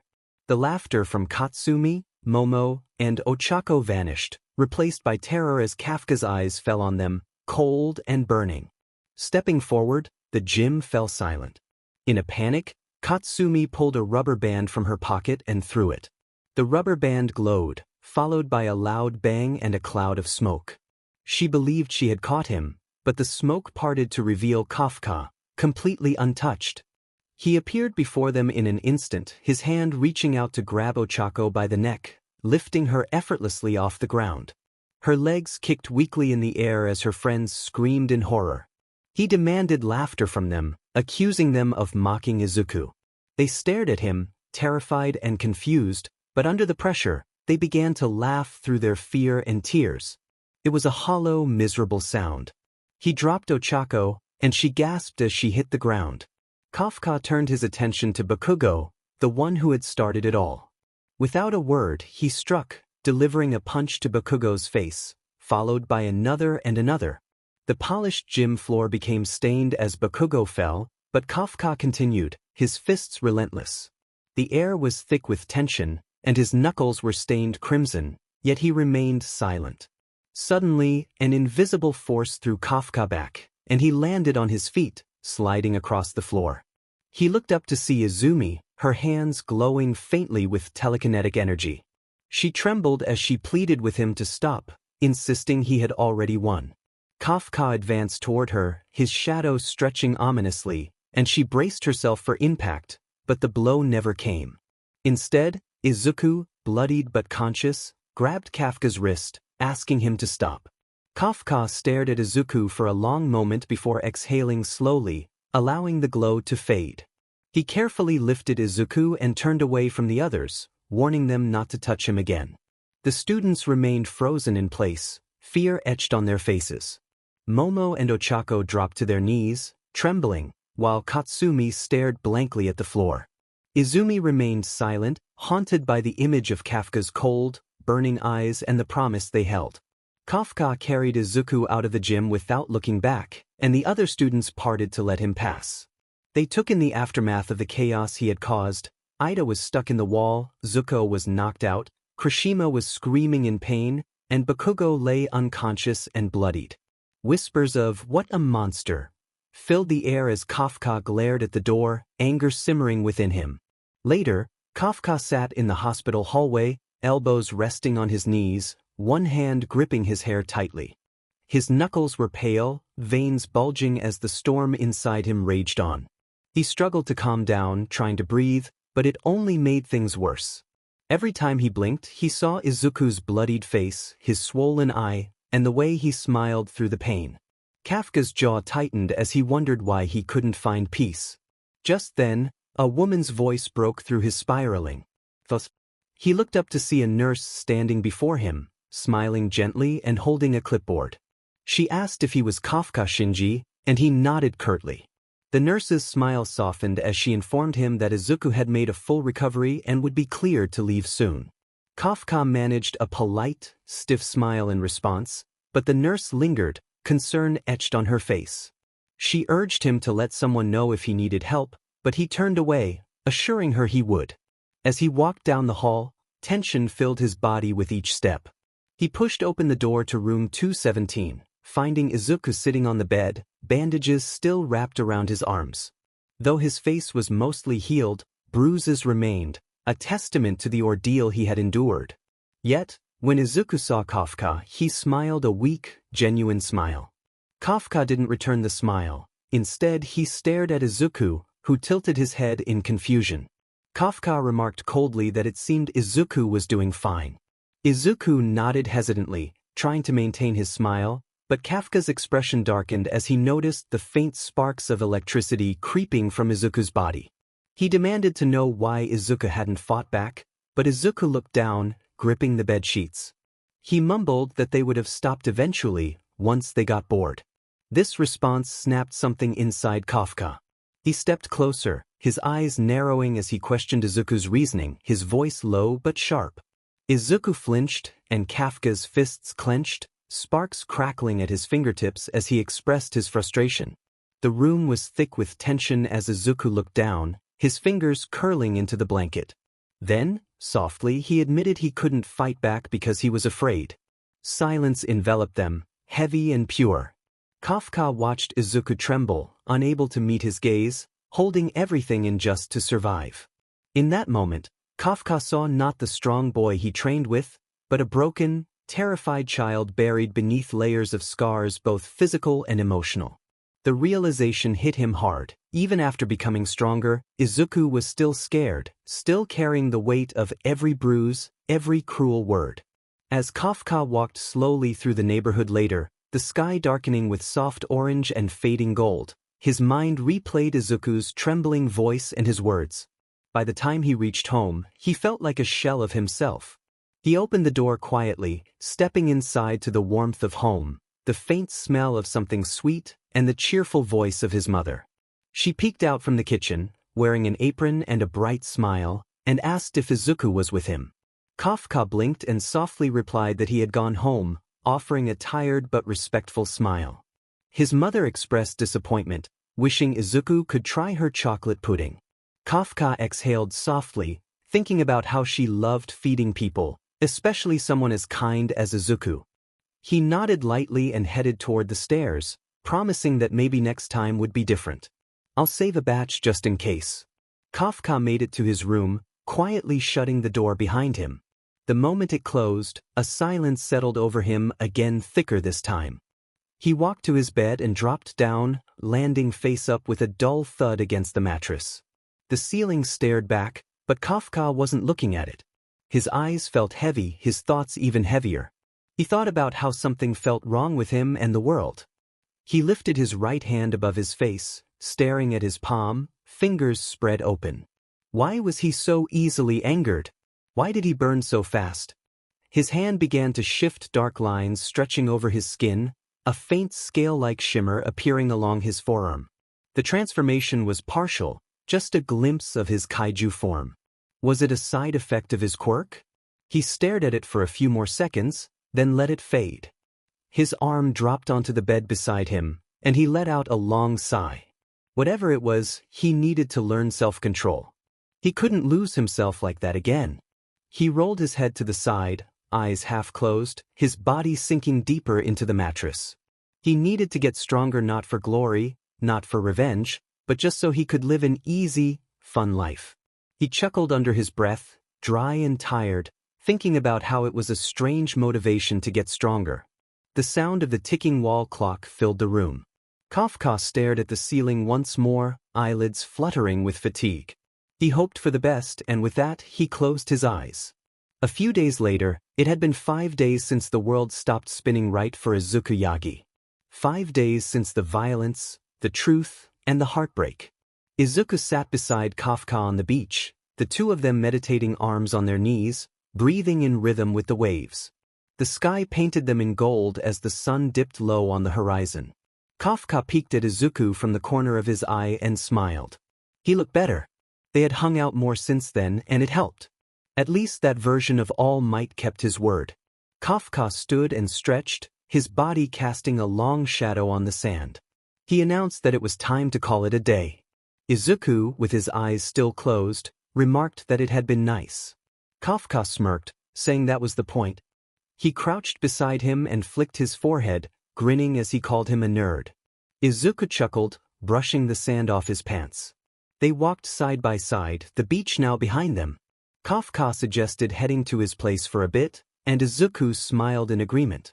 As they neared Kafka's house, he suddenly stopped, remembering he needed to grab something from the store.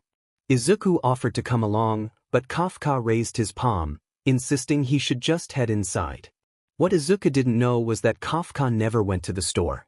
The second Izuku turned the corner, Kafka dashed to the side of the house, crouched under the kitchen window, and checked his phone. He texted his mom to go silent because Izuku was at the door. Then he grinned, ready for the surprise. He leapt up onto the side of the house, climbed onto the roof, and slid down the old chimney. He landed with a thump, coughing as he dusted himself off. He gave his mom and dad a thumbs up and hid behind the curtain with a party popper in each hand. Meanwhile, Izuku stood at the door, puzzled. He noticed that no one seemed to be home and tried the knob, discovering it was open. Cautiously, he stepped inside. It was dark and quiet. He made his way to the living room and flipped the light switch. Suddenly, party poppers went off, and Kafka, Hira, and Shinji shouted, "Happy birthday!" Izuku flinched, his body stiff, eyes wide in disbelief. Kafka ran toward him, all grins, wishing him a happy birthday. Izuku looked around at the decorations, the cake, and the handmade banner that read, "Happy birthday, Izzy." He pointed at himself, dumbfounded, asking if it was for him. Kafka confirmed it, reminding him that he had mentioned his birthday was coming up. Izuku stared at him, his lips trembling, eyes blurring with tears. Kafka stepped forward and pulled him into a hug, anticipating the waterworks. Hira wrapped her arms around them, declaring it sweet, while Shinji dove in for a family hug. Izuku laughed, really laughed, and hearing it made everyone freeze for a moment before they smiled at each other. Kafka smirked, ready to get the party started. They sat down to eat cake and open little presents, the warmth in the room palpable. Kafka playfully threw a chunk of cake at Izuku, hitting him square in the face. Shinji laughed so hard he nearly dropped his drink. Izuku declared revenge, grabbing a fistful of cake and throwing it back, splattering Kafka with frosting. As the laughter continued, Izuku and Kafka locked eyes and grinned mischievously. They ambushed Shinji, slamming cake into both sides of his face. Shinji stood there in shock before letting out a deep, slow chuckle, realizing he had been outmatched. Hira stood behind them with her phone, capturing the moment of joy and laughter. As the night wound down and the lights dimmed, Kafka lay on the couch, watching Izuku nod off beside the leftover cake. His mother was cleaning the mess, and his father was wiping his face. Kafka looked at Izuku, who was stuffing his face and smiling. In that moment, he realized that Izuku's smile was a gift far greater than anything else they could have given him. This was a fun night. The living room was quiet now. Crumbs of cake lingered on the table, frosting stained a few pillows, party hats were knocked over, and one streamer lazily twirled down from the ceiling fan. The chaos of laughter had settled into a warm, glowing silence. Then, from down the hall, the bathroom door creaked open. Shinji stepped out, a towel draped over one shoulder, wiping his hands. He yawned and chuckled to himself, reflecting on the party. As he called out to Hira, he stopped when he noticed her. Hira raised a gentle finger to her lips, urging silence. Her gaze was fixed on the couch, her eyes tender and shining. Confused, Shinji followed her line of sight and saw Kafka sprawled across the couch, fast asleep, his arms folded across his chest, his head tilted back as he snored softly. Nestled beside him was Izukuyagi, his head resting peacefully on Kafka's shoulder, curled slightly inwards, embodying the innocence of a child lost in a dream. His mouth was slightly open, a bit of frosting still on his cheek, and his breath came slow and steady. Both boys looked safe and unburdened. Shinji's shoulders relaxed as he watched Hira approach him, wrapping her arms around his waist and resting her head on his chest. He smiled down at her, whispering that maybe Kafka could stay. Hira agreed, hugging him tighter. He kissed the top of her head, and for a moment, they stood together, two parents in love, watching two boys who had found something like home in each other. It was nighttime in the city, and the streets buzzed with the mellow energy of neon signs and late-night chatter. Kafka walked alone, hands tucked in his pockets, a folded paper list in one hand. He sighed, lifting the list closer under the streetlight, mentally checking off the items he needed to buy. As he turned a corner, a large crowd caught his attention. They were all gathered around something or someone. Murmurs and excited gasps filled the air. Curious, Kafka made his way through the people, gently nudging past shoulders. A man turned to him, explaining that there was an arm wrestling challenge. A girl in a red jacket and matching cap had beaten every single challenger so far. The stakes were high, pay 1,000 yen to try and beat her, and if successful, win 100,000. In the middle of the ring stood the girl, her short blonde hair framing a mischievous smirk. Across from her was a towering man, not just big but resembling a bear. Suddenly, with a loud thud, she brought the bear's arm down, and the crowd erupted into cheers. Kafka blinked in disbelief, wondering if she had really just beaten a bear. The defeated man held up a paw in surrender, and Kafka thought it was all quite strange. But the allure of the prize was too tempting to resist. Stepping forward, he caught the attention of a man in a suit and sunglasses standing at the side. The suited man smirked, inviting Kafka to challenge the girl. Without hesitation, Kafka handed over the yen, ready to take his shot. The girl extended her arm, her gloved hands steady as they locked hands. The suited man placed his hands on top of theirs, counting down to the start. As the challenge began, everything around them went still. Dust swirled around their table as the ground trembled slightly. Kafka clenched his teeth, feeling the girl's strength as she pushed against him. Red energy began to leak from her body, surrounding her in a blazing aura. Kafka responded with his own power, green sparks crackling from his arm as electricity danced through the air. The pavement beneath them cracked, and the crowd quieted, sensing the intensity of the moment. The girl gritted her teeth, pushing harder, but Kafka met her force with equal strength. The table began to bend under the pressure of their clash. In that moment, she caught a glimpse of his glowing green eyes, bright and cold, and felt a chilling presence behind him, a massive, looming aura that seemed to watch and wait. Her breath hitched as doubt crept in. The table shook, wood groaning under their combined strength. With one final push, the girl unleashed her red aura, but just then, the table snapped. Dust flew, and both competitors tumbled back slightly, eliciting gasps from the crowd. Silence fell as Kafka stumbled, his hands slamming into the metal crate surface. The suited man declared the girl the winner, and Kafka, panicking, realized he had slipped. He dusted himself off and walked away, stuffing the list back in his pocket, knowing he would face consequences at home. As he disappeared into the crowd, the suited man rushed to the girl, concern etched on his face. The girl, Rose, stood with trembling hands, staring at her palm in disbelief. She whispered that she had almost lost, her confidence shaken. When she asked the suited man if he knew the boy, he shook his head, narrowing his eyes in thought.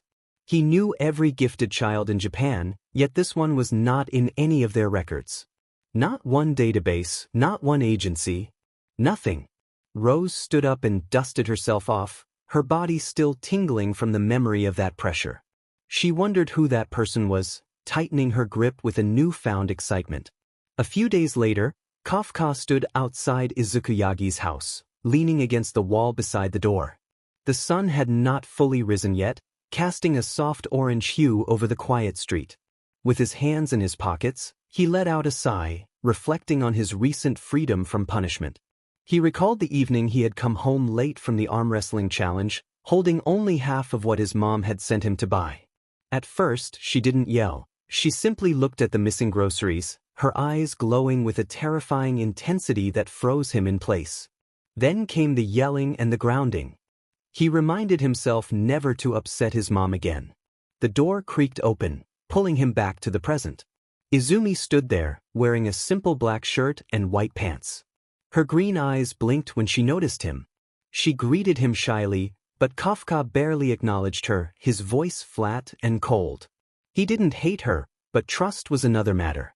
Izumi shifted awkwardly and asked how he had been, but Kafka kept his gaze elsewhere, responding with a curt, "Fine." He peered over her shoulder, inquiring if Izuku was coming out yet. She confirmed that he would be. As she stepped aside, she looked down, her thoughts racing.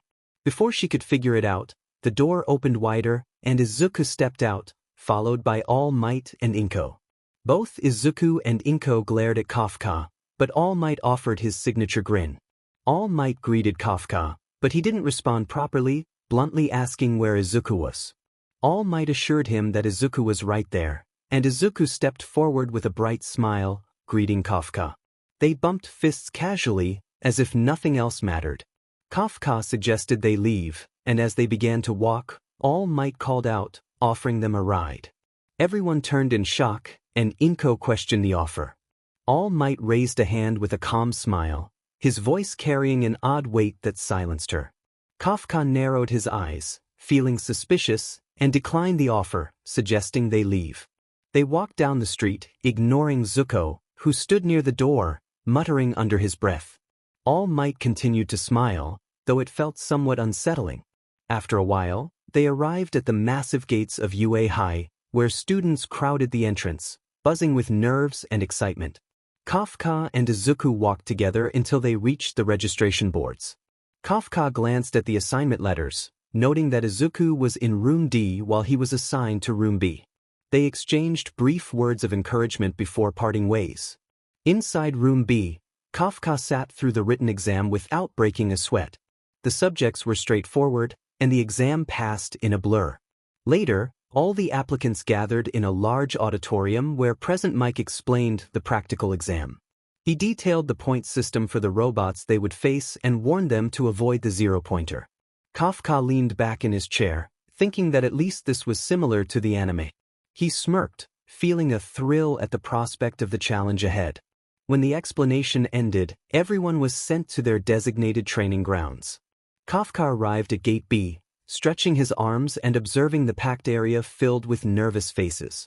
He noticed a few familiar ones in the crowd but chose not to acknowledge them.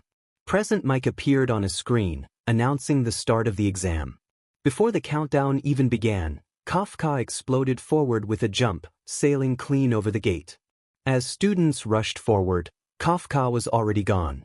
He bolted into the arena, green lightning crackling faintly beneath his shoes as he scanned the battlefield. The moment his feet touched the concrete, he launched himself toward a pack of three-pointer robots swarming around a broken pillar. With a grin, he assessed the situation, ready to take them on. His arms transformed, flesh giving way to jagged green scales and glowing lines pulsing with power. His hands became clawed gauntlets of raw strength.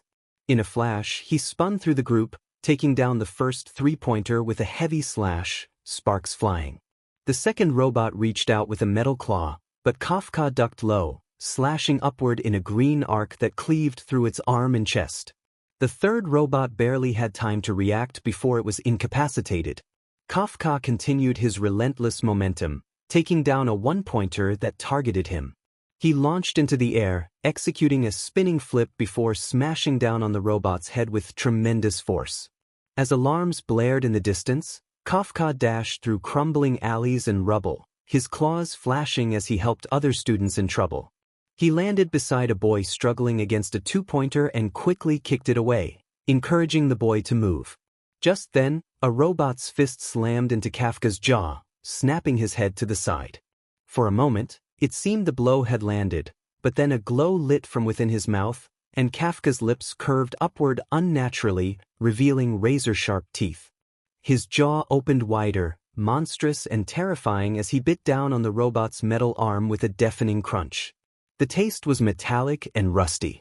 He tore the arm off, sparks flying, then spun and drop-kicked the stunned robot, sending it tumbling into a broken building. More students stared, eyes wide as Kafka rushed past. Some whispered in disbelief, wondering who this incredible fighter was and commenting on his insane skills. In just a few minutes, Kafka had taken down over 100 robots. His limbs shifted when needed, just enough to gain the advantage.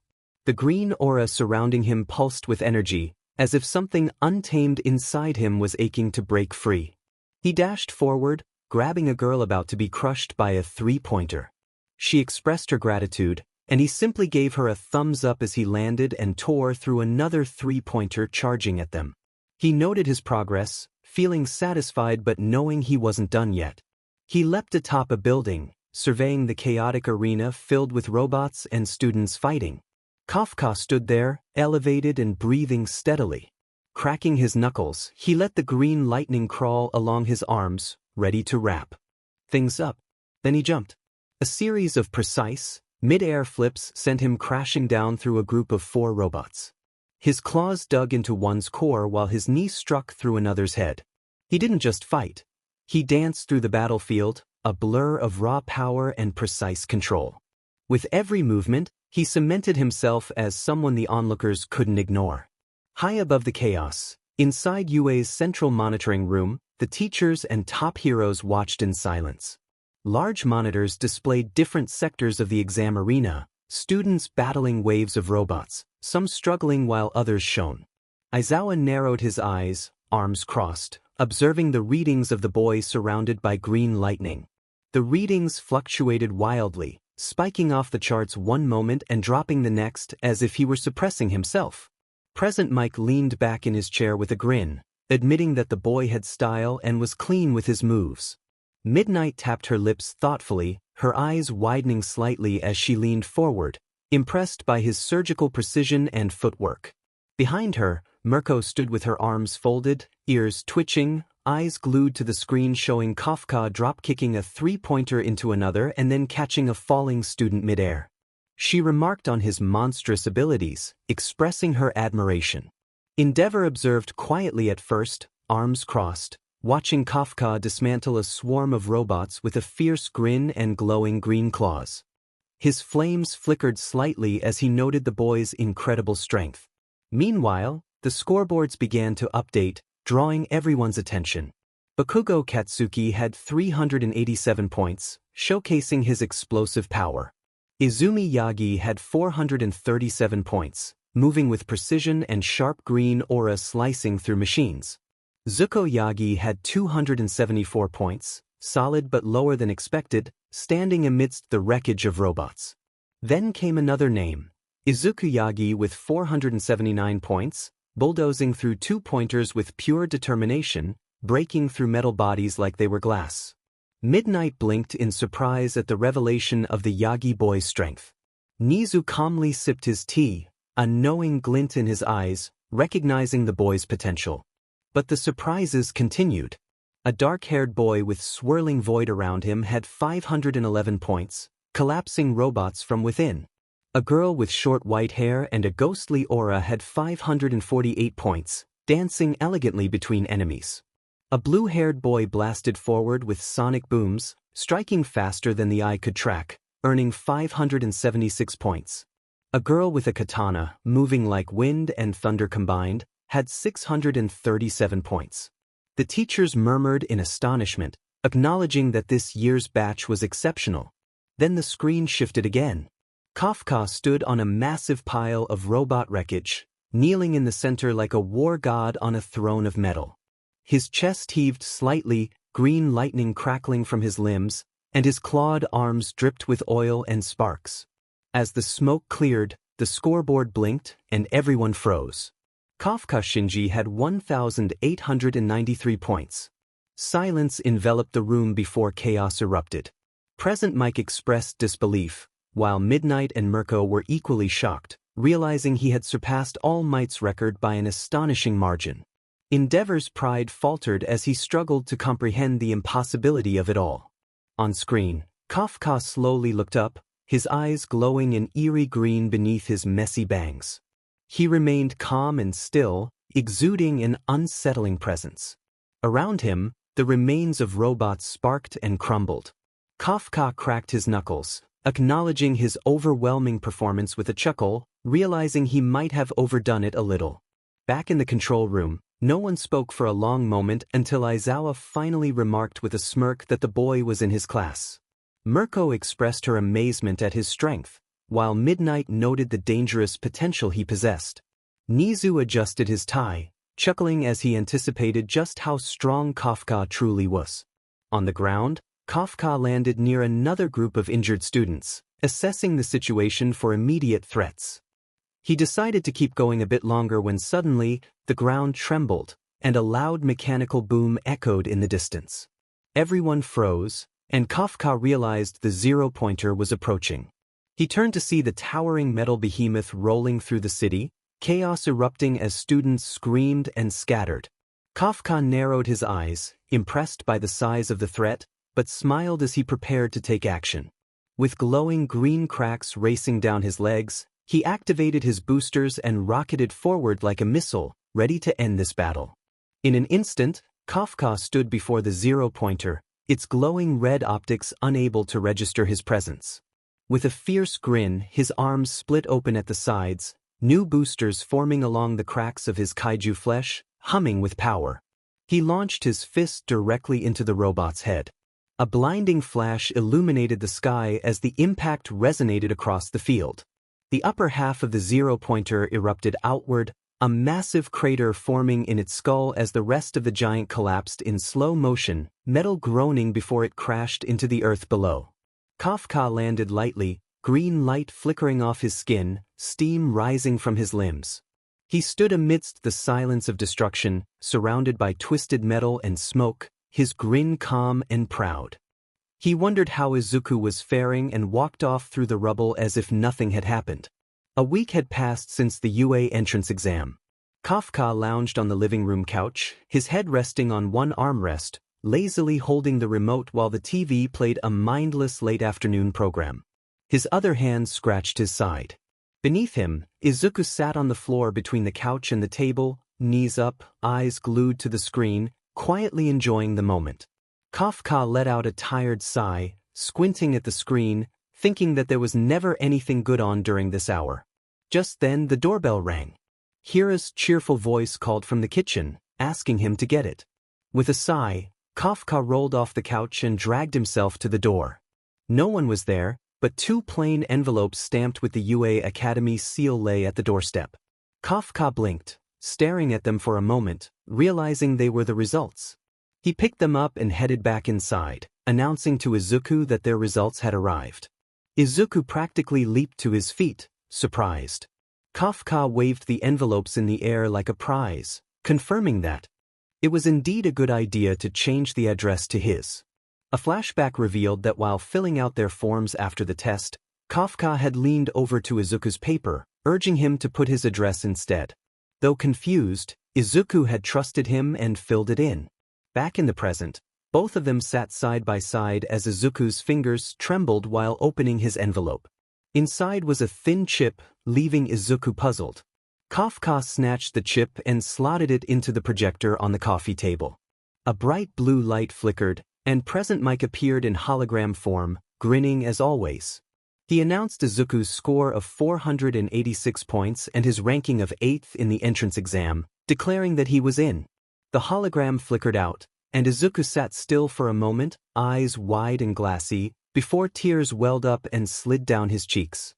Kafka smirked, patting Izuku's head and assuring him that he had worked hard. Izuku expressed his gratitude, attributing his success to Kafka's support. Kafka insisted that it was all Izuku's achievement, having only given him a little push. Izuku wiped his tears and laughed softly, appreciating Kafka's words. Kafka leaned back with a stretch, and Izuku asked if he was going to open his results. Kafka realized he had gotten distracted and prepared to check his own.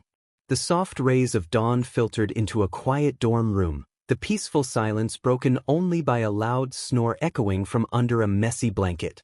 Kafka lay sprawled on his bed, mouth wide open, one leg dangling off the edge, the blanket half draped over him. A thin line of drool ran down the corner of his mouth as he remained blissfully unaware of the new day. The knocking at the door barely registered, but it persisted. Finally, with a groggy groan, Kafka sat up, his hair a chaotic mess and his face blank with confusion. He dragged himself to the door and opened it slowly, only to find Izuku Yagi standing there, smiling brightly with his signature nervous energy. Izuku greeted him with a cheerful, "Good morning." Kafka stared at him, still trying to process the situation. He questioned why Izuku was in his room so early, realizing he had forgotten they were in the UA dorms. Izuku chuckled, accustomed to Kafka's sleepy confusion. He invited Kafka to join him for breakfast, and Kafka, still half asleep, agreed. After a brief delay, he emerged from his room looking slightly more awake. In the quiet dorm kitchen, most students were still asleep. Kafka opened the fridge, scanning the shelves filled with the basics: dried kelp, smoked bonito flakes, fresh fish, rice, and pickles. He contemplated making something decent and asked Izuku to relax on the couch while he prepared breakfast. Surprised, Izuku learned that Kafka could cook. Kafka, recalling how he had learned to take care of himself while living alone, confidently began slicing ingredients. The water boiled, dashi was prepared, and the kitchen filled with the warm, comforting scent of miso, grilled fish, and rice. The homey aroma filled the air, mingling with the golden sunlight that began to filter through the windows.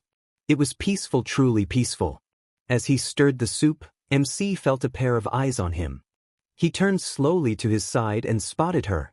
In the far corner of the kitchen, a girl with long black hair and soft lavender eyes peeked just above the table, staring at the food with the eagerness of a starved puppy. Her face sparkled with anticipation, a small trail of drool escaping her lips. Kafka blinked, thinking to himself that she was quite the sneaky little gremlin. Without a word, he pulled out another bowl and added more to the pot. Once everything was ready, he set down 3 plates of food, perfectly steamed rice, warm miso soup, grilled fish with just the right char, and tangy pickled vegetables. He called out to Izuku, announcing that the food was ready. Izuku rushed over, his eyes wide and sparkling as he took a seat. Kafka then turned toward the quiet girl still hiding in the corner, and told her she could come out now since he had made her a plate too.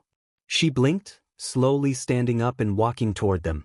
Izuku looked at her nervously, clearly caught off guard by the mysterious guest. Kafka insisted that she introduce herself before eating. She stared at him silently for a moment before finally muttering her name, Chia. Kafka smiled and introduced himself and Izuku, who bowed slightly, becoming a nervous mess. With that, they sat down and began to eat. Izuku beamed with every bite, almost brought to tears by how delicious the food was. He exclaimed that it tasted like actual restaurant food, and Kafka grinned at his enthusiasm.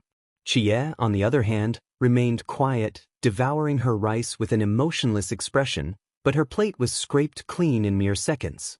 When she stretched out her bowl for seconds, Kafka chuckled, noting that someone was hungry. He served her again and leaned back, watching as the peaceful morning unfolded around them. After a few minutes, they finished their breakfast. Chie quietly excused herself with a small bow and retreated to her room. Kafka leaned back in his chair, arms folded behind his head, thinking that at least she was polite. Izuku stood and stretched with a small smile, announcing his intention to get changed for class. Kafka agreed, and both boys headed to their rooms to change into their school uniforms. Soon after, they walked across the campus grounds toward the main building. Upon reaching their classroom, Kafka tilted his head up at the massive door, thinking about how huge it was. Pushing it open, they stepped inside, greeted by the chatter of their new classmates. Kafka scanned the room, recognizing a few faces, and took a seat beside Izuku. After a few moments, he noticed a familiar figure in a yellow sleeping bag at the front of the room. The bag began to rise, and soon Shota Aizawa unzipped himself, standing in front of the class with his usual half-awake scowl. He introduced himself as their homeroom teacher and instructed everyone to get outside for a physical test. The class exchanged surprised glances, and Kafka thought it was to be expected. As they followed Aizawa outside, the boys changed into their gym uniforms in the locker room. Kafka tightened his shoes and stretched as the class gathered. Aizawa began to explain that they would be doing basic physical fitness tests and encouraged them to use their quirks to perform at their best. Excitement rippled through some of the students, but Aizawa quickly clapped his hands and glared at them, warning that the student who came in last would be expelled. Gasps echoed across the class, and Kafka thought that was quite the plot twist. As Aizawa called for the first student to step up for the ball throw, tension filled the air. Kafka walked toward Aizawa, and Bakugo called out, teasing him for being a loser.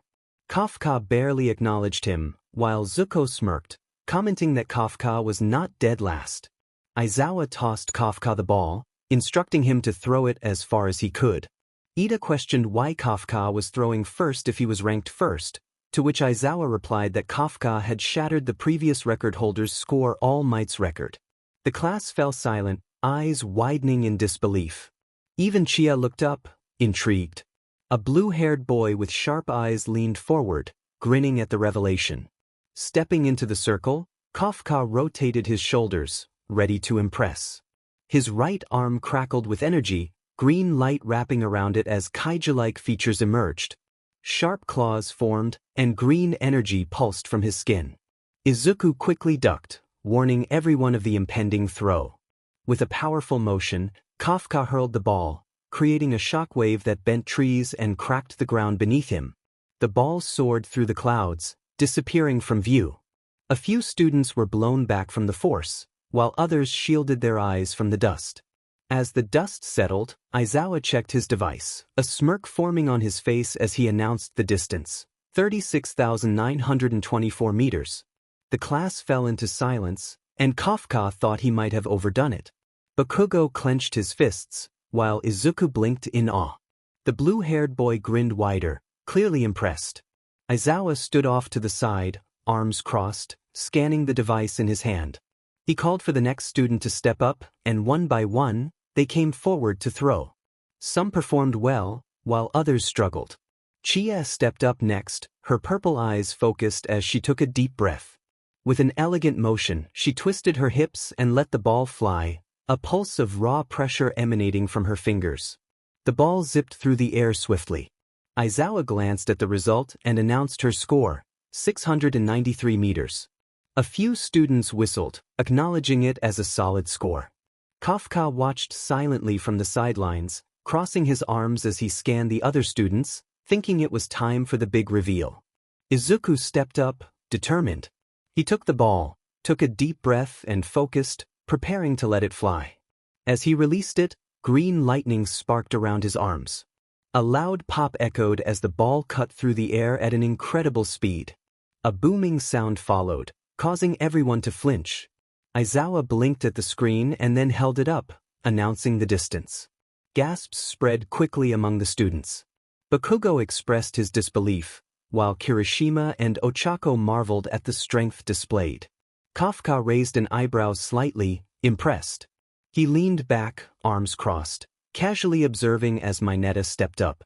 Mineta slapped two of his great ball together, creating a larger orb, and launched it with surprising technique. Kafka's eyes narrowed as the ball exploded midair, bouncing off sticky pads it created in rapid succession.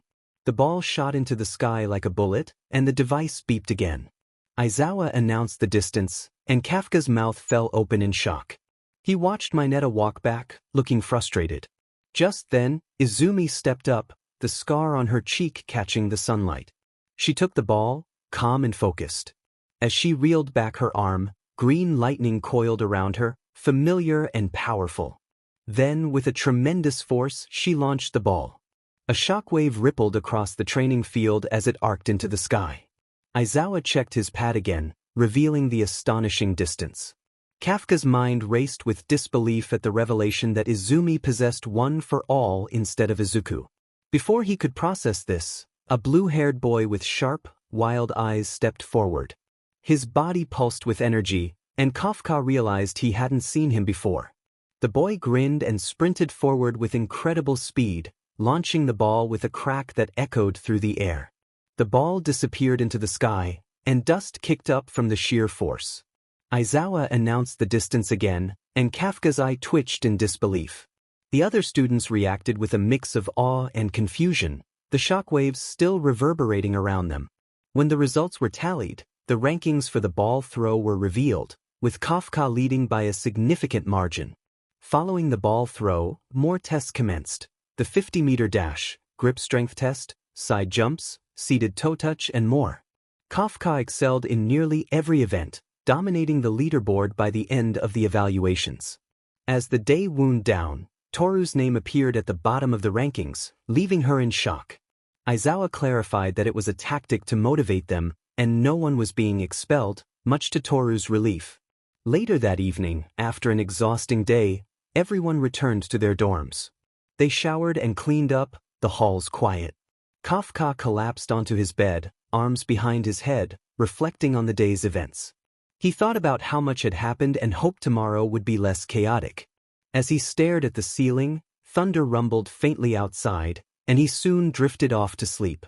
In the cozy main hall of the UA dorm, soft chatter filled the air as more students arrived, forming small circles of conversation. Kafka entered quietly, hands in his pockets, scanning the crowd. He recognized familiar faces like Mina, Momo, Ochako, Izumi, Katsumi, Chie, Sonic, Bakugo, Zuko, Toru, Ruko, Ida, Kirishima, Tsu, Shoko, Aoyama, Ojiro, Denki, Mineta, and Jiro. In the back, Izuku sat on the edge of a couch. As Kafka made his way toward Izuku, Mina suddenly exclaimed with excitement, drawing everyone's attention. Curiosity and disdain flickered in the eyes of some students as Kafka blinked in surprise at Mina's energy. Before he could respond, she grabbed his arm and pulled him toward the couch where most of the class had gathered. Mina announced that it was time for introductions, starting with herself. She introduced herself as Mina Ishido, explaining her quirk, acid, which allowed her to create and control acid. Jiro followed, introducing herself as Kyoka Jiro, with her quirk, earphone jack, which enabled her to channel vibrations for various effects. Momo introduced herself next, explaining her quirk, creation, which allowed her to create non-living materials. Tsu, with a calm demeanor, introduced herself as Tsu Ajui, sharing her frog-like abilities. Ojiro introduced himself simply, stating his quirk, tail, which was strong and flexible. Toru, who was invisible, introduced herself with a smirk, while Shoko shared her unique quirk, half hot, half cold, which allowed her to produce ice and fire. Aoyama struck a dramatic pose, introducing himself as Yuga Aoyama, the sparkling gem of Class 1A, and showcased his quirk, naval laser. Kirishima introduced himself as Ijiro Kirishima, explaining his quirk, hardening, which made his body incredibly tough. Bakugo confidently introduced himself next, stating his explosive abilities. Zuko followed, sharing his quirk, impact drive, which generated force from his muscles. Katsumi introduced herself, claiming her quirk was similar to her brother's but more powerful. Izumi introduced herself confidently, revealing her dual quirks, telekinesis and strength boost. Kafka noted the implications of her possessing one for all, while Aiku introduced himself with minimal enthusiasm. Finally, Ruko stood up, captivating attention with her striking appearance as she introduced her quirk, Absolute Zero. Chie bowed slightly, introducing herself and her quirk, Trace. The introductions continued, each student showcasing their unique abilities and personalities, setting the stage for their journey ahead. I can leave marks on people and track them anywhere. Tsuyu and Mina chuckled at the statement. Mina, with a playful tone, commented on the politeness of the boy who had just introduced himself while munching on a chili dog. His name was Sonic, and he claimed to be the fastest thing alive, boasting about his quirk, Hyper Dash, which allowed him to manipulate acceleration, reflexes, and momentum.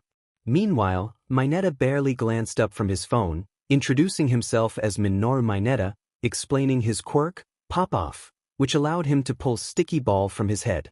Finally, all eyes turned to Izuku, who nervously introduced himself as quirkless.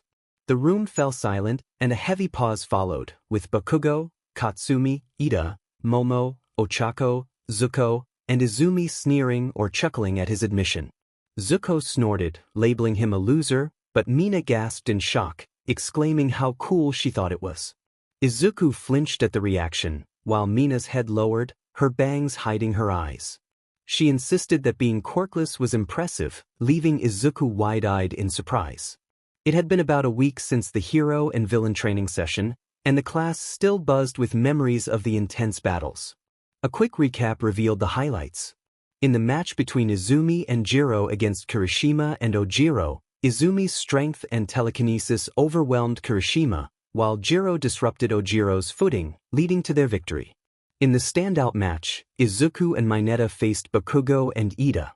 Bakugo charged in fiercely, but Izuku, now more confident and trained, dodged and countered with precise punches and kicks, stunning the class with his growth. Just as Bakugo attempted to activate his grenade gauntlet, Mineta threw a ball at it, causing an explosion that knocked Bakugo out cold. Ida, trapped by Mineta's sticky orbs, was quickly taken down. Mina and Ochako faced Aiku and Momo, but Aiku's quirk proved too strong, allowing him to overpower them. The rest of the matches unfolded normally, but those three stood out in Kafka's mind. Back in the present, the wind howled across the massive training facility known as the Unforeseen Simulation Joint, or USA. Flames roared in the fake city section, while water from an artificial lake shimmered under the lights. Rubble scattered across the ground simulated the aftermath of a catastrophe. Kafka stood beside Izuku, gazing around the intricate setup with a mix of awe and calculation. He thought to himself that the place was much larger than he expected, clearly designed for the students to experience the full hero experience. Beside him, Izuku's eyes sparkled with excitement as he recognized 13, expressing his admiration for their rescue missions. Ochako joined in, sharing her love for 13's work, which made Kafka sigh, realizing how obsessed they were with heroes. Suddenly, dark mist began swirling ominously, and a low hum filled the air as the temperature dropped. Kirishima exclaimed in surprise at the realism of the fake villains, but Aizawa sternly commanded 13 to protect the students. Confusion spread through the class until Aizawa shouted that the villains were real. The color drained from everyone's faces as Aizawa leapt into action, activating his quirk midair. Kafka thought to himself that it was time to act. Portals opened beneath the students, swirling black voids that clawed at their feet as chaos erupted.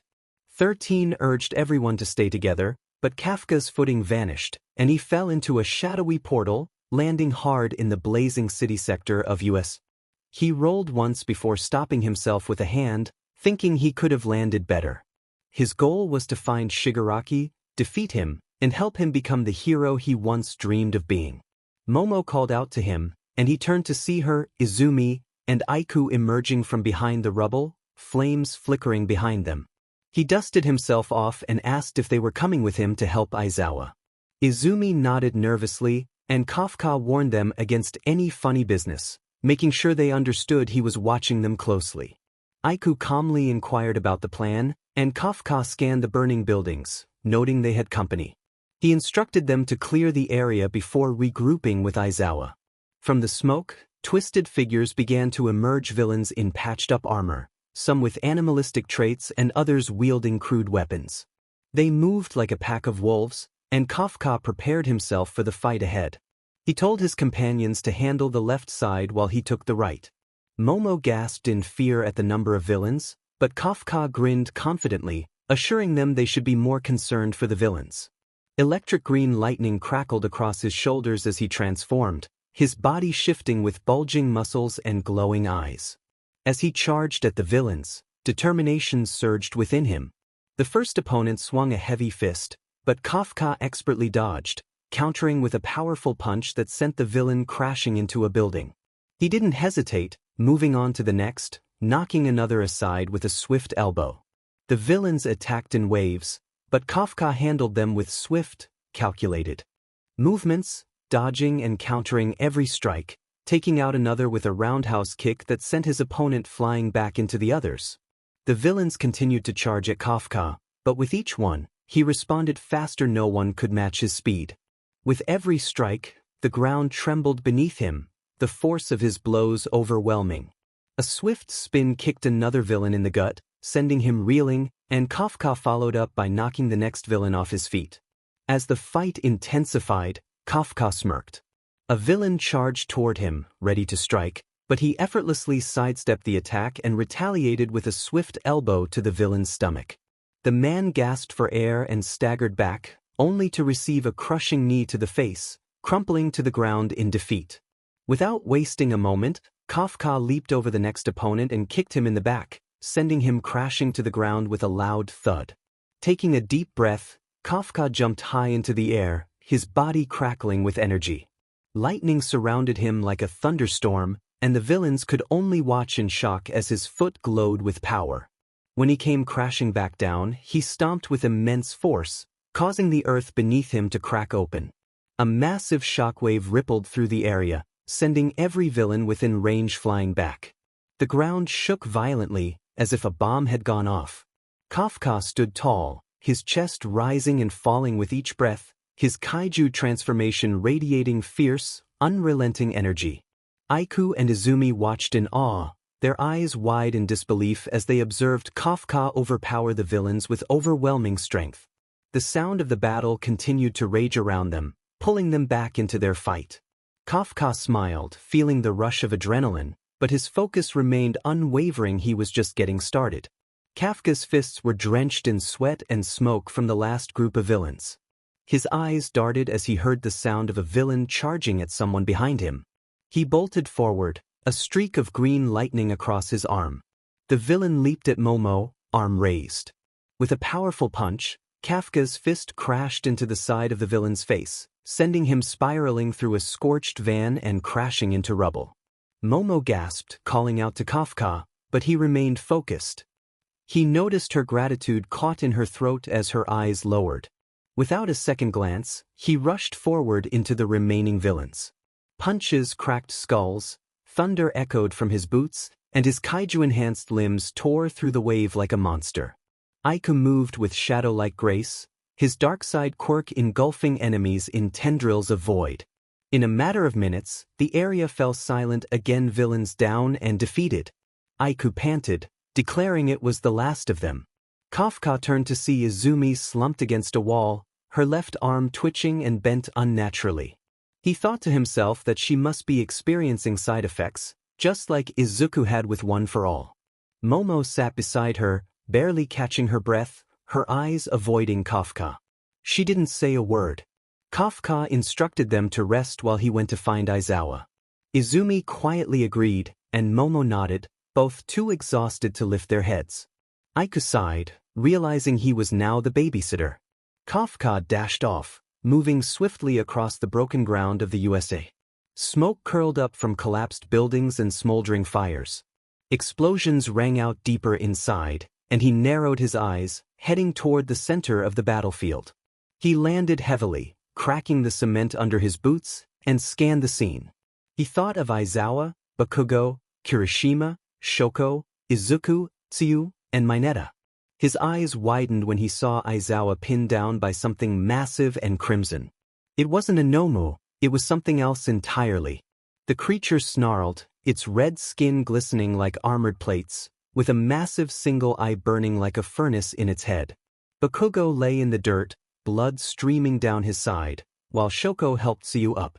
Izuku stood shaking, arms extended to protect Mineta. Shigaraki smirked behind them. Without hesitation, Kafka ran to punch the monster, but it dodged.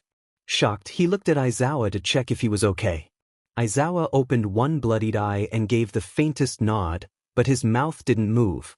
Kafka noted that Aizawa was barely breathing but still conscious. As the dust settled, a deep silence fell over the battlefield. Not even the flames crackling from the destroyed terrain dared to speak. All eyes locked forward toward the smoldering crater at the heart of the USJ facility. A single figure stood there, monstrous and majestic. Its body was humanoid in shape, but jagged armor-like skin of dark green lined with glowing green cracks coated every inch of it. Green electricity arced along its body, pulsing like veins. Mineta shrank back, expressing his shock, while Kirishima gritted his teeth, unable to believe there was another one. Even Shoko, usually expressionless, stared with narrowed eyes. Izuku's breath hitched, and his heart thundered in his chest as he recognized the presence, the form, and the eyes. It was Kafka. Meanwhile, at the center, Shigaraki squinted at the figure, scratching at his neck with twitching fingers. He turned sharply, calling for Kurogiri, who appeared in a swirl of black mist. Shigaraki gestured toward the towering kaiju form, confused about its origin. Kurogiri calmly stated that it wasn't his doing. Shigaraki's smirk faltered as he narrowed his eyes at the glowing figure. His expression twitched when he saw his own monster Nomu number 10 hesitate. It growled, a loud and powerful roar that shook the support beams of the US.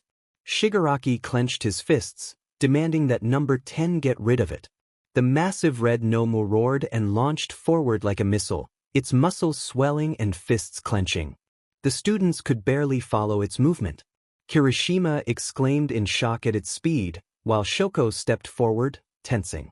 Izuku yelled for Kafka as the Nomu's punch crashed forward, creating a deafening sound that tore through the area.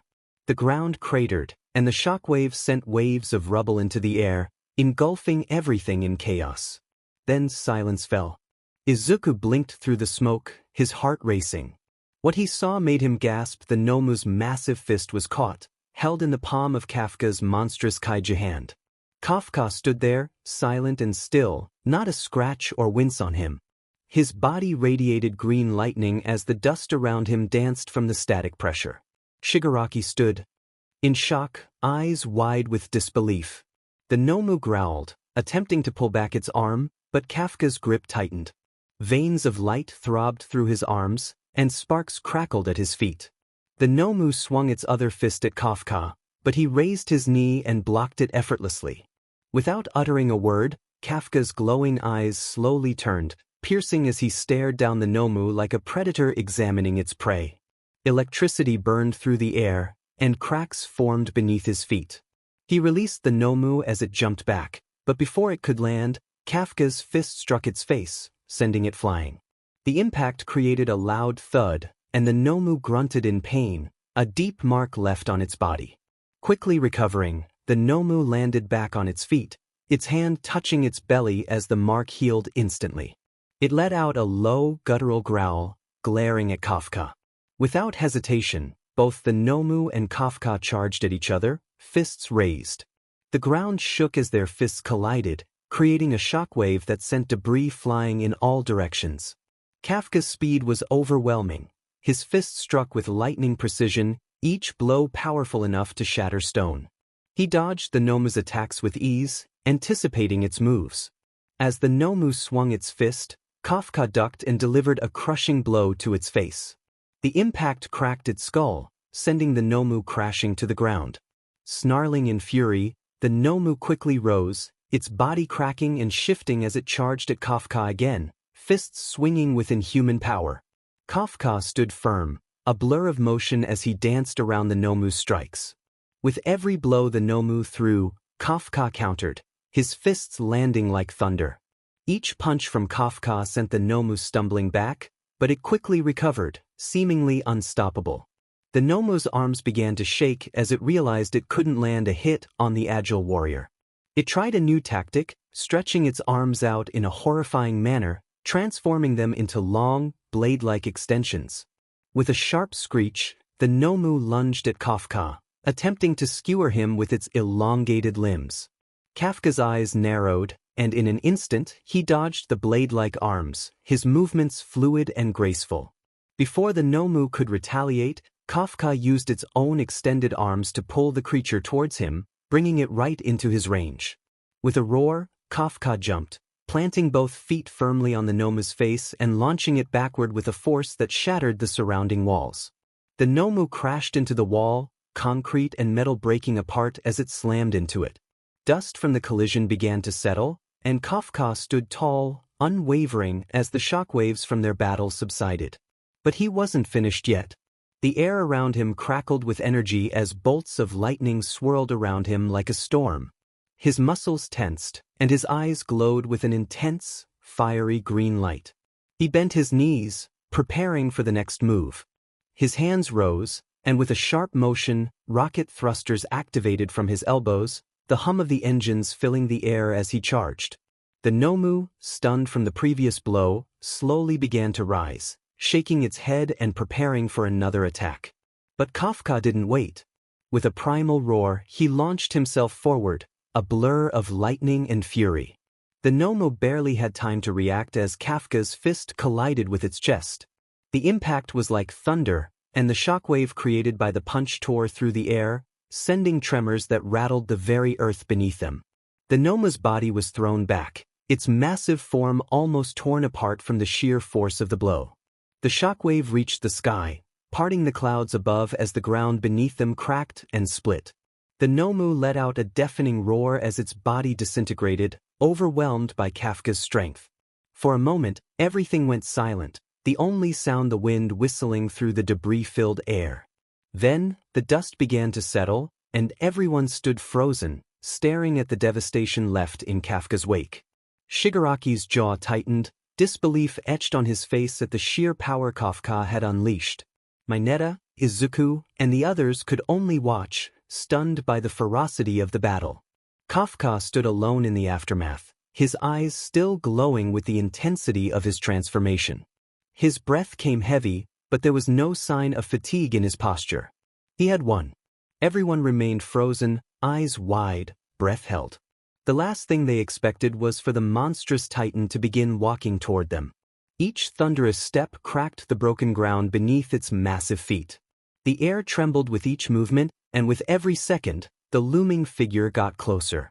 Aizawa gritted his teeth, trying to push himself off the rubble, thinking about the danger they faced.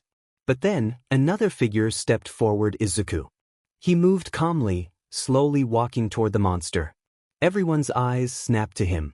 Kirishima called out in confusion, but Izuku calmly reassured them, raising a hand and smiling.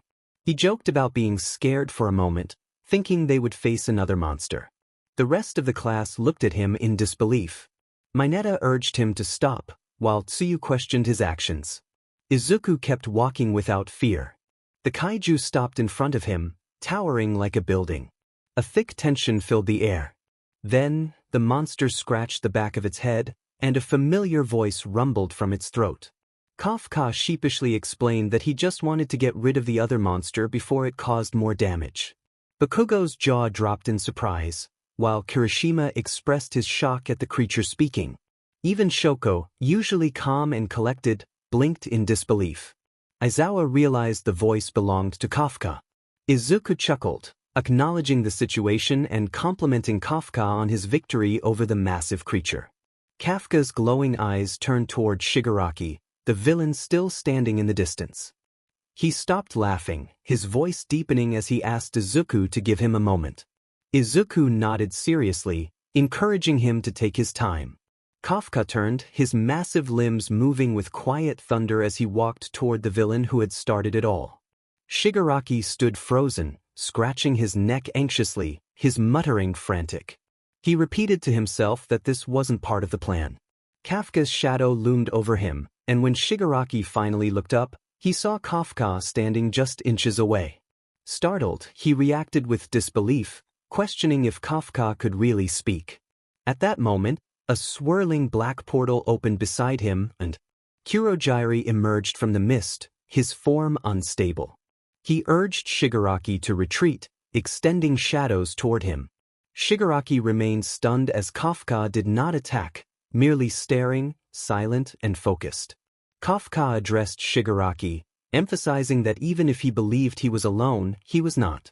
As Kafka's kaiju form began to glow, his monstrous features retracted, transforming into his human form, which still bore faintly glowing eyes. He smiled at Shigaraki, promising to save him. Shigaraki's breath caught in his throat, and just then, Kurogyari called for him. In a flash of shadows, they vanished, leaving only silence behind. Kafka stood there, staring at the empty space where Shigaraki had been, while the entire battlefield remained stunned into silence. Even All Might, who had just arrived, paused at the outskirts, narrowing his eyes at the powerful boy who stood where a monster once had been. A few days later, the morning sun filtered through a pale white curtain, casting soft shadows on the sterile walls of a quiet hospital room. A window stood slightly open, letting in a gentle breeze that carried the faint scent of spring. The room was plain white walls, a monitor in the corner, and a single bed where a boy lay sleeping. Kafka lay there, unmoving, until his fingers twitched and his eyelids fluttered. He grimaced slightly, letting out a soft groan. Slowly, he opened his eyes, the sterile ceiling swimming into view as he blinked away the blur. His head pulsed with dull pain as he tried to sit up, instinctively grabbing the bed rail. Confused, he looked around, realizing he was in a hospital. His body ached, but the pain was duller than expected. He struggled to recall what had happened, only flashes coming to mind: smoke, roaring, and the Nomu. Suddenly, a voice broke the silence, startling him. He looked around, confused, until he noticed a small figure standing near his bed. It was an elderly woman, barely more than 4 feet tall, with wrinkled skin and tired eyes that held warmth. She introduced herself as Chiyo Shizenji, the nurse at UA Kafka. Taken aback by her small stature, chuckled and thanked her. Chiyo explained that after the USJ attack, he had lost consciousness when the battle ended and had been in rough shape upon arrival. She mentioned a sweet boy with green hair had carried him there, and Kafka's heart softened at the thought of Izuku. Chiyo reassured him that despite his injuries, he had been remarkably quiet and calm. Kafka looked at his body, noticing that his arms, once torn, were now wrapped in bandages. He bent his arms slowly, surprised by the lack of pain. He felt almost brand new, even stronger than before. Grateful, he thanked Chiyo for everything. After a few minutes, Kafka got out of bed, feeling energized. He bowed slightly to her, expressing his gratitude once more before heading toward the door. Chiyo waved him off with a smile, wishing him well. As he stepped into the hallway, sunlight poured in through the windows. Chio watched him go, her expression contemplative. She picked up a clipboard and reviewed his report, noting the severity of his injuries and how he had walked out as if nothing had happened. The image of Kafka, unconscious and healing, lingered in her mind. She smiled softly, intrigued by the boy. Outside, Kafka walked through the halls, his steps slow and heavy. Inside him, thoughts raced about the power he had felt. He lifted his hand, watching as it began to shift momentarily before returning to normal. He realized that there was more to his strength than he understood and felt a pressing need to figure it out quickly. Sighing, he approached the dorms and paused at the door, hand hovering over the handle. He opened it slowly, and the moment he stepped inside, he froze. Every student from Class 1A was in the lounge, their chatter ceasing as they turned to him. Ojiro was the first to notice him, calling his name. Instantly, a wave of voices rushed toward him, surrounding him with concern and questions. What happened? Tsuyu looked worried and said that Kafka had been out for a while. Chie remained silent, but her eyes sparkled with concern. Ojiro, in awe, asked if Kafka was hurt anywhere. Aoyama complimented Kafka's sparkle but wanted to know if he was all right. Toru expressed their worry, while Denki exclaimed how epic the fight was but questioned if Kafka was okay. All of them spoke at once, their words crashing into Kafka's ears like a storm. They stood too close, leaving him little room to breathe. Kafka's gaze swept across the room, noticing that the others were still seated: Bakugo, Izumi, Zuko, Katsumi, Mineta, Momo, Shoko, Ochako, Ida, Aiku, Ruko, and Sonic. None of them had moved, their eyes fixed on him, unreadable and distant. He avoided their stares, especially Izumi's, feeling a longing in her gaze that he couldn't return. The room fell silent, their gazes locked onto Kafka, judging him with suspicion, confusion, and unease. Kafka stood in the center, just as confused, his hands trembling slightly. He thought about what was happening. Suddenly, a green light flared from his left. It was Inko, hovering inches off the ground, glowing faintly green, her eyes wide with rage and terror. She accused him of being a monster, raising her hand toward him as her power surged. But then the glow vanished, and she stumbled back to the floor, irritation flashing in her eyes as she turned to Aizawa, demanding to know what he was doing. Aizawa stepped forward, his scarf writhing, his hair floating slightly, and his eyes glowing red as his quirk activated. He stated that they still didn't know if Kafka was an enemy and positioned himself to shield Kafka, declaring that he was his student and that no one would harm him. Their glares clashed, tension building like pressure behind glass. Nizu, perched atop his desk, intervened, insisting that they calm down. He clarified that he never said Kafka was an enemy or a villain, noting that if he were, he wouldn't have risked himself to help a classmate. Midnight agreed, urging them not to jump to conclusions. Kafka stood there, overwhelmed and wide-eyed, questioning what was happening, feeling the mistrust and suspicion in the air. He insisted that he was not a monster. Nizu's expression remained unreadable as he smiled and stated that while he didn't say Kafka was a monster, he couldn't be trusted either. Kafka's eyes widened, and his breathing grew shallow, realizing the gravity of the situation. Then All Might entered, smiling and commanding attention, suggesting they all calm down. Believed they were approaching the situation incorrectly and proposed a test to determine if Kafka was truly dangerous or simply misunderstood. He stepped closer to Kafka, indicating that this test would reveal everything. After a few minutes, the dim lights flickered softly overhead as everyone gathered, eyes locked on the wide screen projecting a fake city. Midnight leaned back in her chair, concern barely hidden behind her teasing tone, questioning if it was really okay. Aizawa, focused on the screen, mentioned that they could have called for confirmation about Kafka's condition. Nizu, sipping his tea, remarked that there was no fun in that and that she was far too busy. The others exchanged glances, silently agreeing on their thoughts about Nizu. Just then, the doors opened, and Class 1A filed in, still in their uniforms, most of them confused. Aizawa acknowledged their arrival. Ida stepped forward, asking why they were there. Aizawa replied that they were there to witness something. Before anyone could question further, Class 1B entered, louder and more casual, glancing around the room. Vault King, standing tall, motioned for everyone to take a seat, asserting his authority. Everyone's attention turned to the monitor, showing the layout of the fake city simulation. Denki, already slouching, squinted at the screen, recognizing Kafka. Class 1A turned quickly as the monitor zoomed in. Sonic, sitting near the back, wondered what Kafka was doing down there. Vault King informed them that Kafka was about to have a sparring match, and when they learned it was against All Might, every student froze, eyes wide and jaws dropped in disbelief. Monoma smirked, mocking Kafka's situation, while Bakugo, irritated, clenched his teeth and confronted Monoma.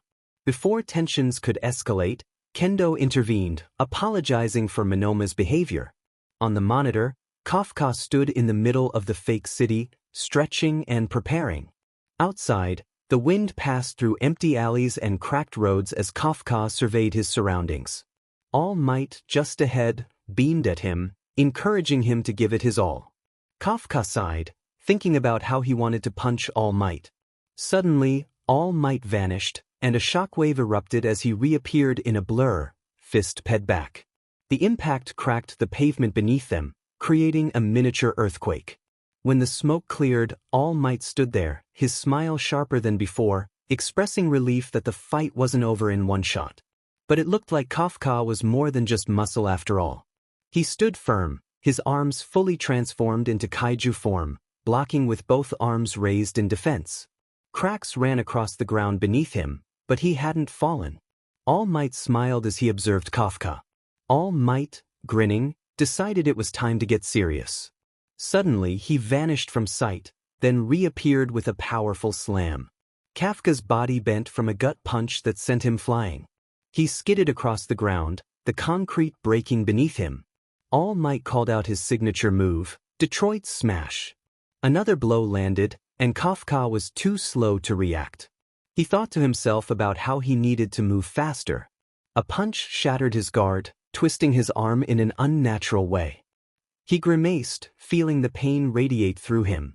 All Might, still grinning, encouraged him, knowing he had more to give. He launched forward again, slamming into Kafka with a knee to the chest and a hammer fist to the back, causing the ground to crumble beneath them. Kafka felt immobilized, blood dripping from his lip, his arms trembling, one dislocated.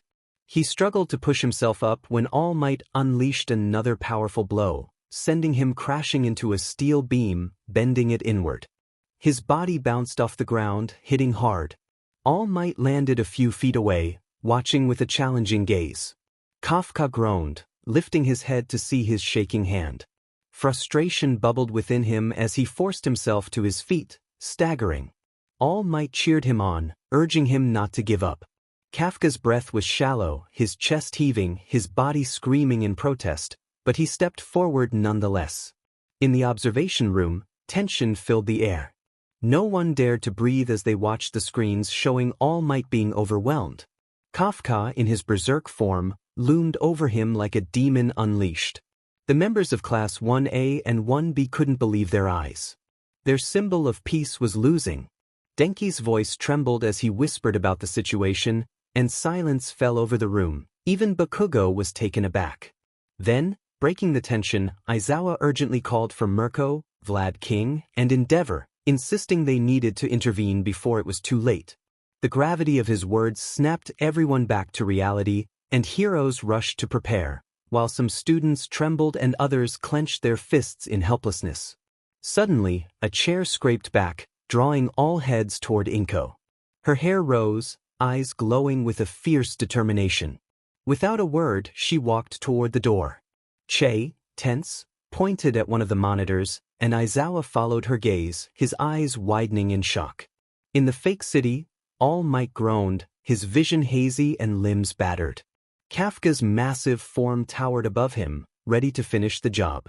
Just then, a big rock flew toward Kafka's eye, causing the beast to stumble back and let All Might drop. A shadow landed protectively in front of him, and All Might's tired eyes widened in surprise. Back in the observation room, gasps echoed as everyone recognized the figure standing between All Might and the beast. Inko froze mid-step, her eyes wide with disbelief. Midnight whispered a name, and even Aizawa was momentarily speechless. In the fake city, Kafka growled, his monstrous eyes flickering with instability. Izuku stood firm, looking directly into the beast's eyes. His voice was calm and steady as he addressed Kafka, asking if he was still in there. A long silence passed, and Kafka's shoulders tensed, caught between rage and recognition. Then, with a roar, Kafka charged. Izuku, determined, raised his fists into a fighting stance, ready for another sparring match. As Kafka attacked with blinding speed, the shockwave from his colossal punch obliterated everything in its path, causing buildings to collapse and the ground to crack beneath him. Izuku, however, was already moving. He sprinted up Kafka's massive arm, using it as a bridge, and slammed his fist into Kafka's jaw. Kafka didn't flinch, growling as he swung his opposite fist at Izuku. Izuku narrowly avoided the strike, landing near a stop sign half buried in rubble. He ripped it from the ground with raw strength and snapped it in half, sharpening the edges. With a smirk, Izuku prepared for battle, knowing it would hurt Kafka but feeling the need to push him back to reality. Kafka roared and charged, shaking the ground with each stomp. Izuku dashed forward, their battle colliding like titans. He weaved between Kafka's strikes, slashing at his legs and arms, leaving shallow cuts as sparks flew. Kafka howled in frustration, swinging his fists like wrecking ball, demolishing buildings with every miss. Izuku darted around him, relentless in his attacks, but Kafka's body began to glow, regenerating quickly. Izuku pushed harder, flipping over a shattered rooftop and driving both blades into Kafka's back. Kafka roared, grabbing Izuku and throwing him across the plaza. Izuku crashed into a wall but stood up, wiping blood from his lip. He called out to Kafka, urging him to snap out of it. Kafka pounded the ground again, tearing up pavement and sending shockwaves everywhere. Izuku jumped into the air, flipping between falling rubble and slashing with both makeshift weapons, determined to reach his friend. Sparks illuminated the scene like lightning in a storm. Each strike chipped away at Kafka's control. Kafka swung a massive fist toward Izuku, who deftly dodged with his sharpened metal weapon, skidding back as the street cracked beneath him. Izuku thought to himself that one more hit and he would be finished. They clashed again, metal against monster, speed against raw power, both refusing to fall. In the distance, All Might watched with wide eyes and a pounding heart, witnessing his quirkless son face off against a beast that could overpower him. The battle was far from over, but Izuku was determined. He wouldn't back down. Not now. Not ever. As his weapons began to break, Izuku realized he needed to end this fight quickly. He stood his ground, his body bruised and his makeshift stop sign blades splintered. Kafka, monstrous and berserk, charged like a rampaging titan, his roar shaking the remnants of what once was a training city. Izuku's eyes glowed a fierce, piercing green. With a sudden backflip, he soared through the air and landed on Kafka's back, blades in both hands. He stabbed downward, metal shrieking as one blade dug in deep while the other cracked on impact. Kafka screeched and jerked violently, but Izuku held on tight. With grit in his teeth and hope in his voice, he called out for Kafka to wake up. Inside Kafka's soul, it was dark and corrupted, bound in chains. Kafka knelt, panting, his limbs trembling, eyes filled with confusion and rage. In front of him loomed a grotesque bug-like entity, pulsing with red light, whispering madness into his mind. He gritted his teeth in frustration, feeling trapped. Then, Izuku's voice echoed through the soul realm like a beacon, calling for Kafka to wake up. Kafka's eyes widened in recognition, shocked that Izuku was still fighting for him. Visions flooded his mind of Izuku in the past, always rushing in to help others, quirkless, mocked, beaten down, yet always rising up. Even here. Even now. Kafka screamed, fists trembling with determination. One chain snapped, and he roared as the remaining chains shattered, spirit energy exploding from him like a shockwave. The bug lunged to devour him, but Kafka retaliated with a powerful punch, a soul-cracking blow, demanding to be free from the torment. Back in the real world, Kafka's beastly form froze mid-roar, shuddering. Izuku blinked, still holding on as the titan trembled. Suddenly, Kafka's massive frame began to glow and shrink, chunks of exoshell cracking and disintegrating into light. Izuku leapt down just as Kafka's real body collapsed, falling like a rag doll. He caught Kafka, landing hard on one knee. Looking down, he saw Kafka's eyes half-lidded, breath ragged. Kafka coughed and, through a tired grin, greeted Izuku.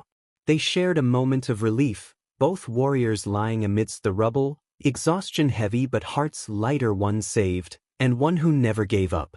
Kafka's laughter echoed for a moment before fading into unconscious silence. His body went limp in Izuku's arms.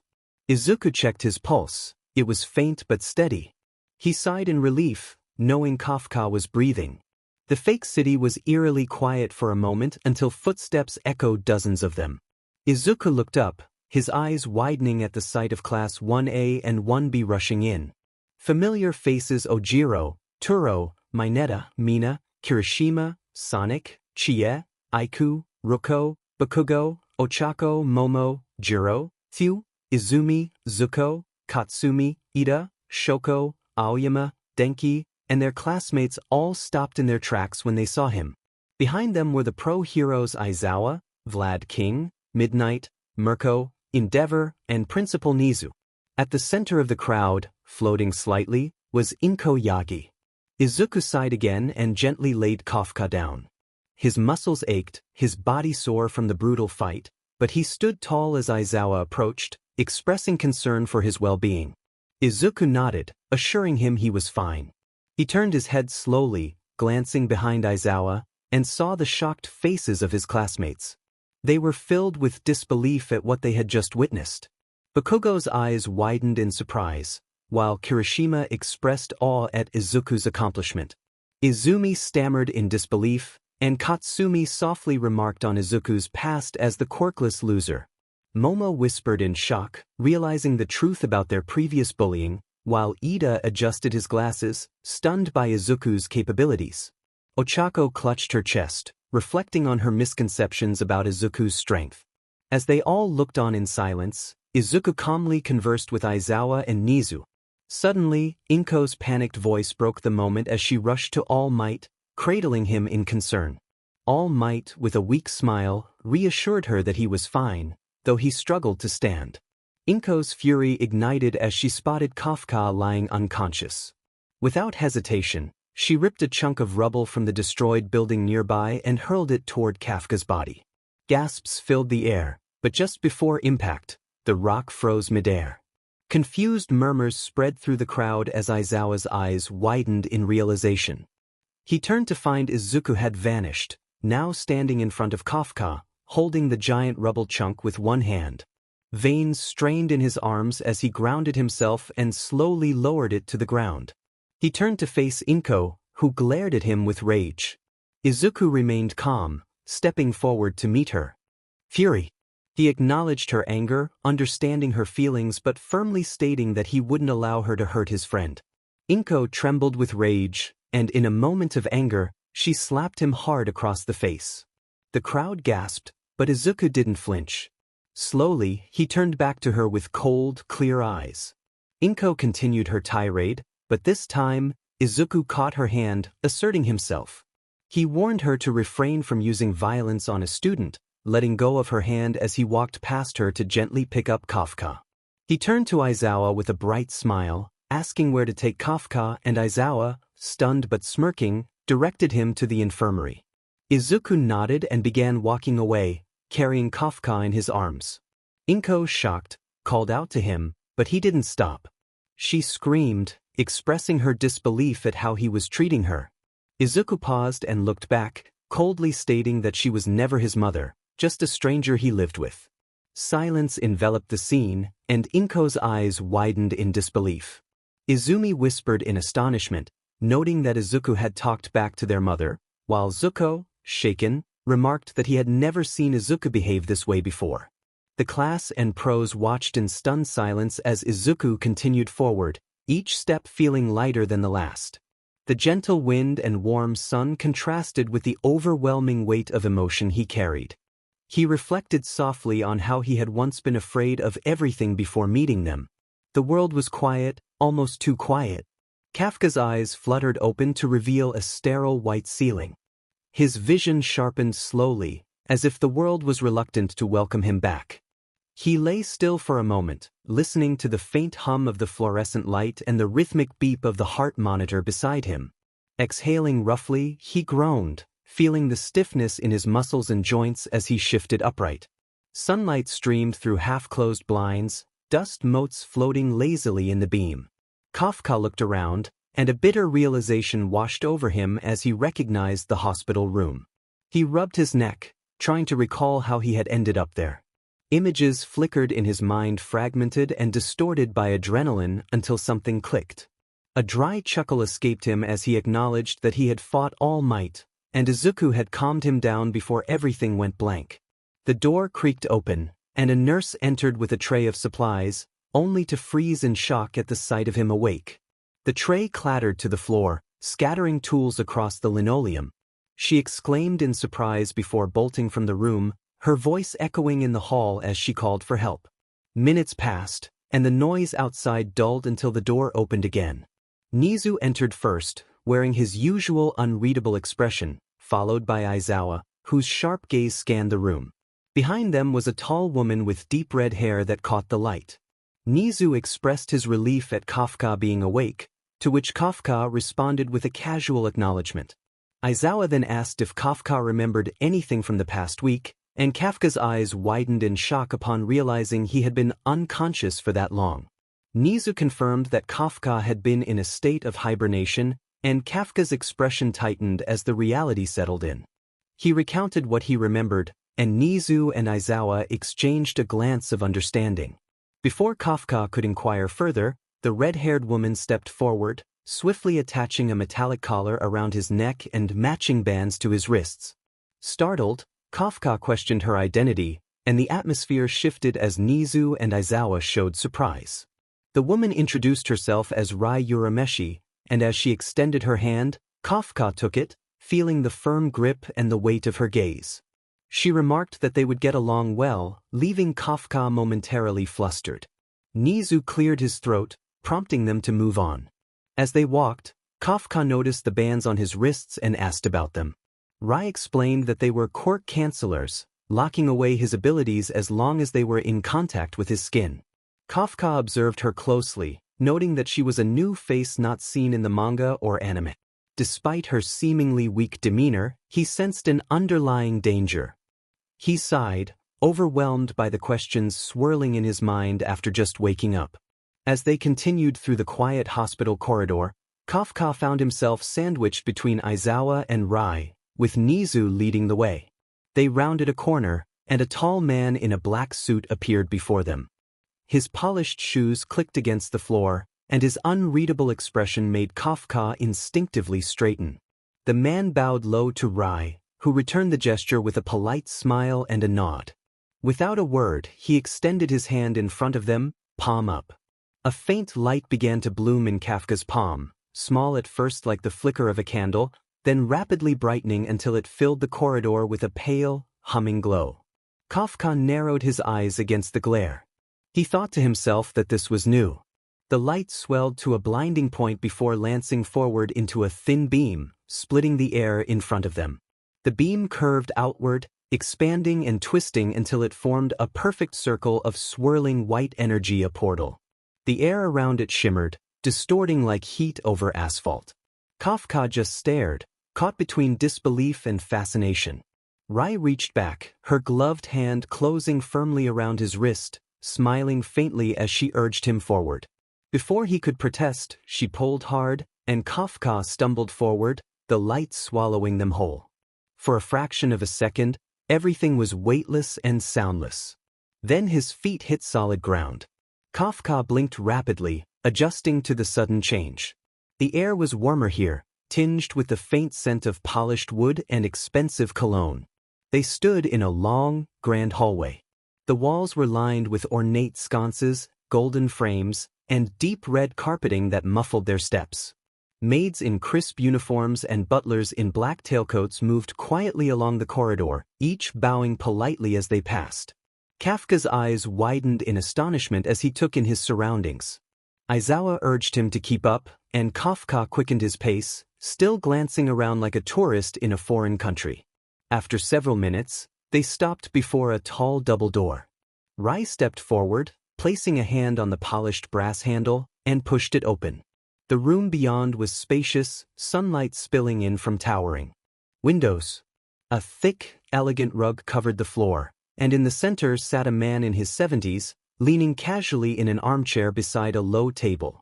He looked up as they entered. Aizawa and Nizu both inclined their heads in a respectful bow, greeting the man as the deputy prime minister. Kafka blinked, glancing between them, shocked by the revelation. Rai strode in with a smirk, gesturing toward Kafka. She introduced him to her grandfather, who rose to his full height, and Kafka's eyes widened at the imposing figure. The man's presence was heavy, marked by a scar across his cheek and sharp gaze that seemed to strip away pretense. He stared down at Kafka for a long moment, causing a flicker of unease to crawl up his spine. Then, unexpectedly, the man's expression softened into a smile. He introduced himself as Sori Urameshi, and Kafka introduced himself in return, feeling a bit uneasy.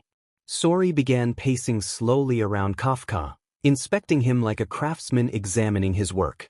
His hand landed on Kafka's arm, squeezing once before nodding to himself, declaring Kafka very nice.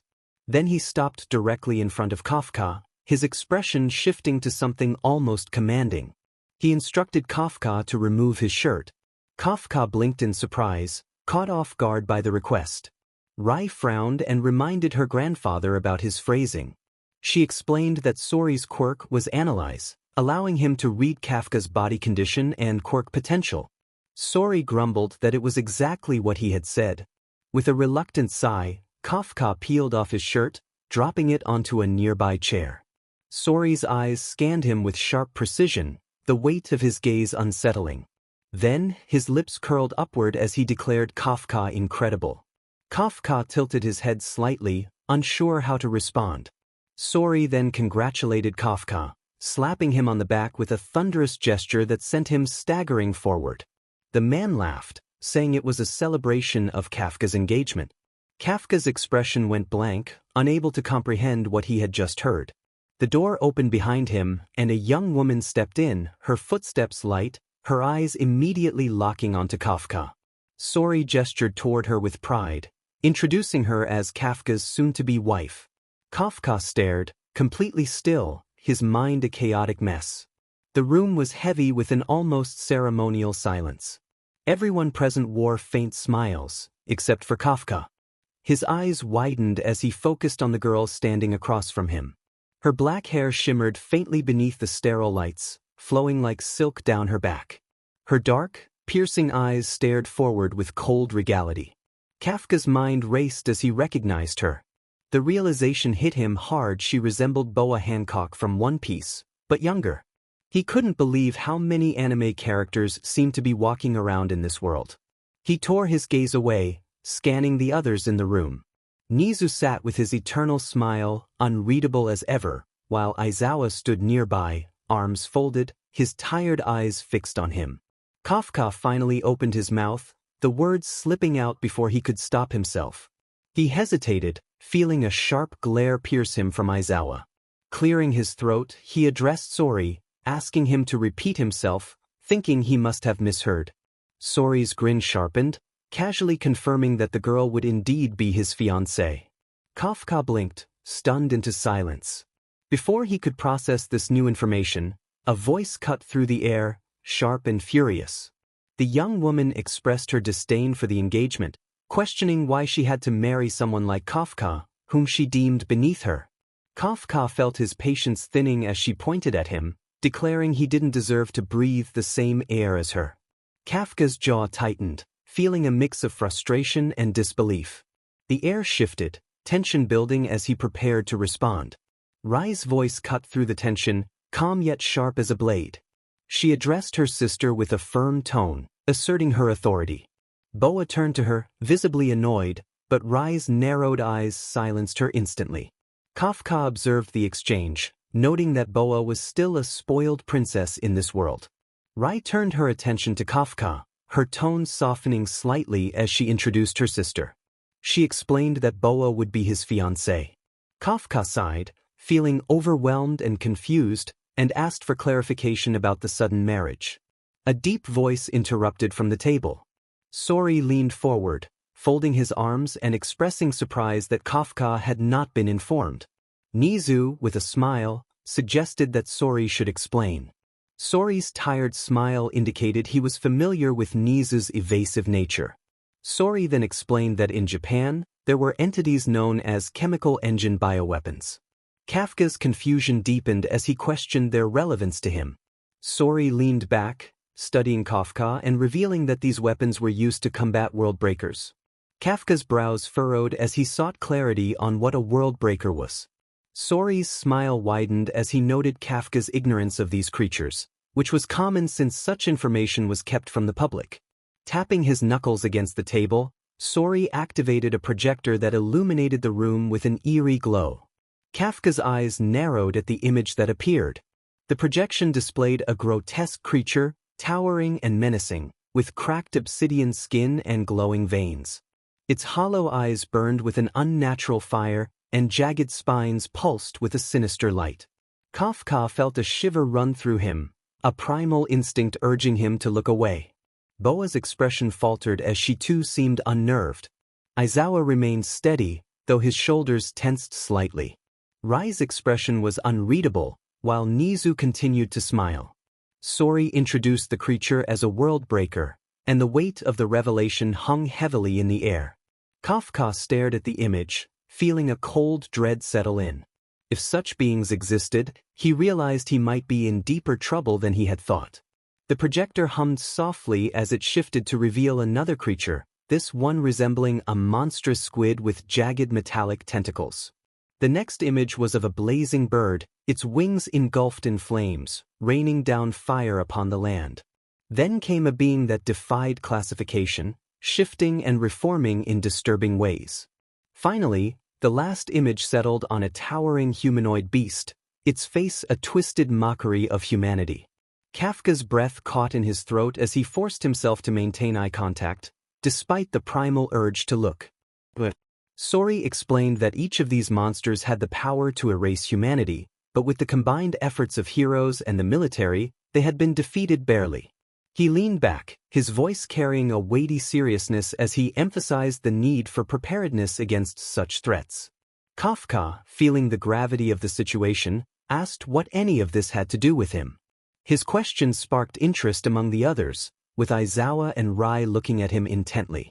Even Boa's smug demeanor faltered as she regarded him with curiosity. Sori smiled slowly, indicating he was about to reveal more. With a snap of his fingers, the hologram shifted again, displaying a series of numbers. Kafka blinked, unimpressed, and questioned their significance. Boa scoffed, explaining that they represented danger ratings. Sori confirmed this and elaborated that the ratings measured the threat levels of both villains and beasts. Rai provided further clarity, stating that common villains averaged between 1.2 to 3.7, which were manageable threats. The atmosphere in the chamber grew tense as the glowing number 9.4 hovered in the air, a stark reminder of the severity of the situation. Every breath felt heavy, and the room was filled with a mix of awe, disbelief, and fear, except for Sori and Nizu, who remained unshaken amidst the tension.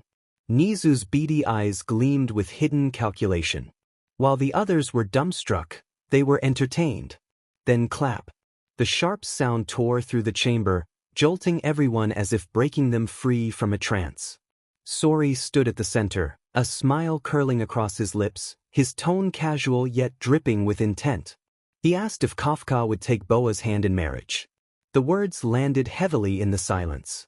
Kafka blinked, still reeling from everything that had just unfolded.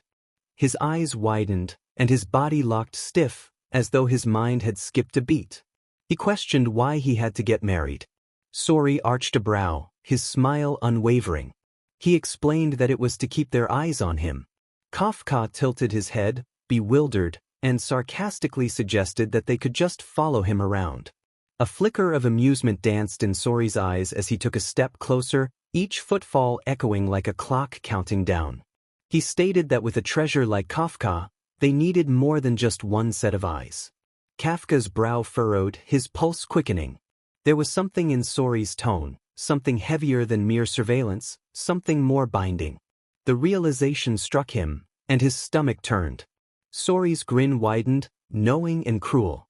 He added that if Boa wasn't to Kafka's liking, he had more granddaughters to offer, mentioning Ria.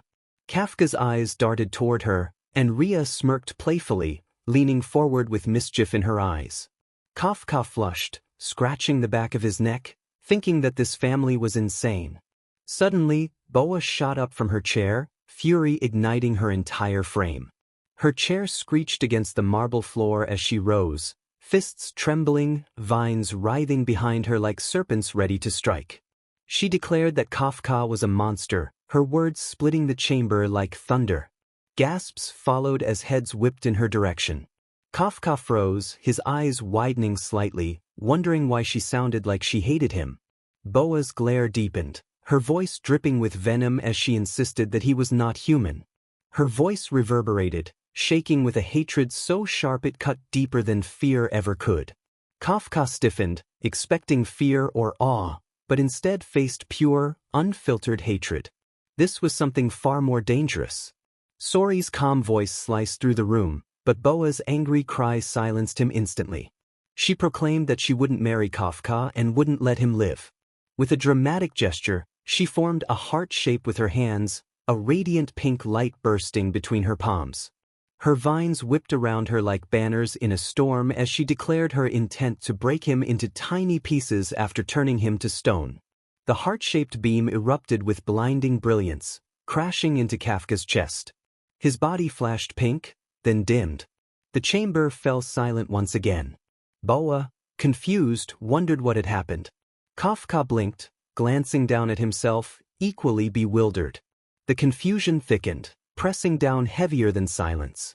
Nizu tilted his head, fascinated, while Ria stifled a laugh. Even Sori's composure faltered for a brief moment. Desperate, Boa unleashed another blast, striking him again, but once more, nothing happened. Kafka tilted his head, calm and confused, mirroring Boa's wide-eyed expression. He pondered if she was trying to turn him to stone, realizing she had the same power here too. Then, laughter erupted deep, rumbling, triumphant. Sori clapped his hands together, his voice booming across the room, praising Kafka's extraordinary restraint. Boa staggered back, her eyes wide and voice trembling as she questioned how this could be. Kafka awkwardly complimented her beauty but clarified that she simply wasn't his type. He thought about how she was way too young for him, recalling that he had been 47 before arriving here. The room froze, his words cutting through the chamber like glass shattering. Boa's lips parted, her world crumbling in disbelief. Sori clapped once again, the sound echoing decisively. He announced that it was time to move on to the fun part. Kafka stiffened, narrowing his eyes in confusion. Sori snapped his fingers, and from a swirling black portal, a suited man Kafka had glimpsed back in the hospital emerged. His posture was precise, mechanical, and his eyes were dead. Before Kafka could react, dark tendrils shot forth, wrapping around his limbs and pinning him in place. He shouted in shock, questioning what was going on. The world twisted, swallowed by darkness. His vision spun, then cleared. Kafka found himself in a vast, sterile white room, the air cold and clinical. In the corner, Aizawa, Boa, Rai, and the others stood, watching silently. Their gazes weren't comforting, they were predatory, like spectators in an arena waiting for the spectacle to begin. Sori stepped forward, calm and collected, holding an unremarkable black suitcase. Kafka furrowed his brow, wondering where it had come from. Sori set the suitcase on the ground and pressed a hidden switch. It unfolded, reshaping into something monstrous gauntlets, colossal and brutal, glowing faintly with contained power. He slipped his hands into them, and they locked onto his arms with a hiss, his grin spreading wide as he straightened, his presence towering like a predator before the kill. He slammed his fists together, the sound cracking like thunder, sending a shockwave through the white chamber. Sori's eyes burned with anticipation as he declared that the fun part was about to begin. Kafka's eyes widened, his heart hammering against his ribs as he questioned what that meant. The gauntlets pulsed with restrained energy, and the ground beneath them quivered. The sterile white chamber rumbled with silence, the air heavy with the weight of what was about to unfold. Kafka shifted uneasily, his heart thundering in his chest. Sori adjusted his gauntlets, their glowing lines pulsing in rhythm with his heartbeat. Then, without a word, he vanished. Kafka didn't even have time to blink before Sori appeared in front of him like a ghost, his fist already buried in Kafka's chest. The impact detonated like a cannon, hurling Kafka across the room. His body slammed into the wall with a thunderous crack, plaster exploding outward. Sori smirked, commenting that it was harder than he expected. Kafka gasped, his body trembling as pain rippled through him. His chest instinctively shifted, the armored scales of his kaiju form protecting him. Yet even with that he felt immense pain coursing through him. His ribs felt like they were on fire. A jolt of raw electricity surged through his veins, causing his limbs to stiffen and his teeth to clench. Kafka collapsed to one knee, his body shaking uncontrollably. He clawed at his throat until his eyes landed on the glowing collar still latched around his neck. The collar was restricting him, and he realized he needed to get it off.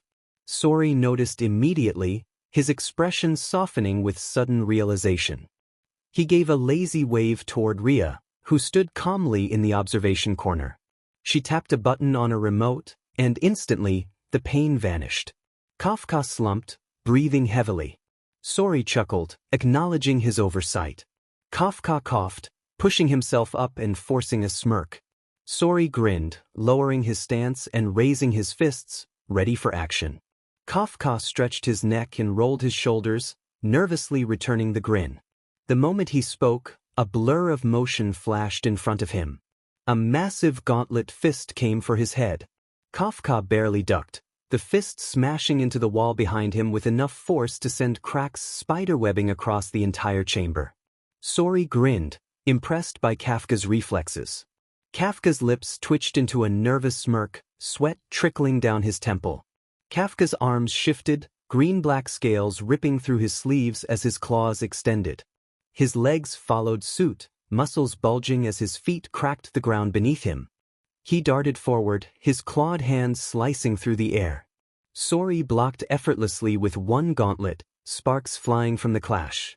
Sori's grin widened as he caught Kafka's leg mid-kick. With a mighty swing, Sori hurled him like a rag doll. Kafka spun, claws dragging into the floor to stop himself, screeching against the pristine tiles. Before he could catch his breath, a fist buried into his ribs, forcing him to stagger back. He couldn't comprehend how Sori was this fast. His body was heavy with those gauntlets, yet he moved like lightning. Kafka spat onto the floor, his body hunched.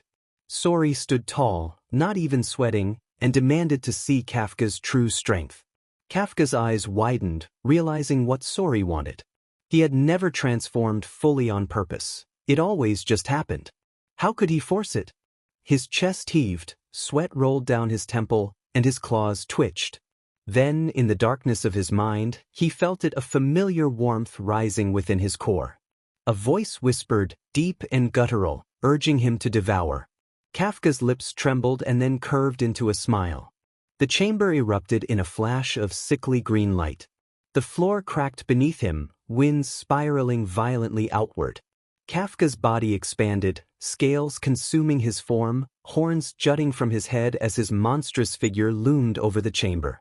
His roar rattled the walls like thunder. Sori's grin grew wider, clearly excited by the transformation. From behind reinforced glass, Boa, Rai, Aizawa, and a small group of scientists watched with wide eyes, amazed by the spike in Kafka's rating.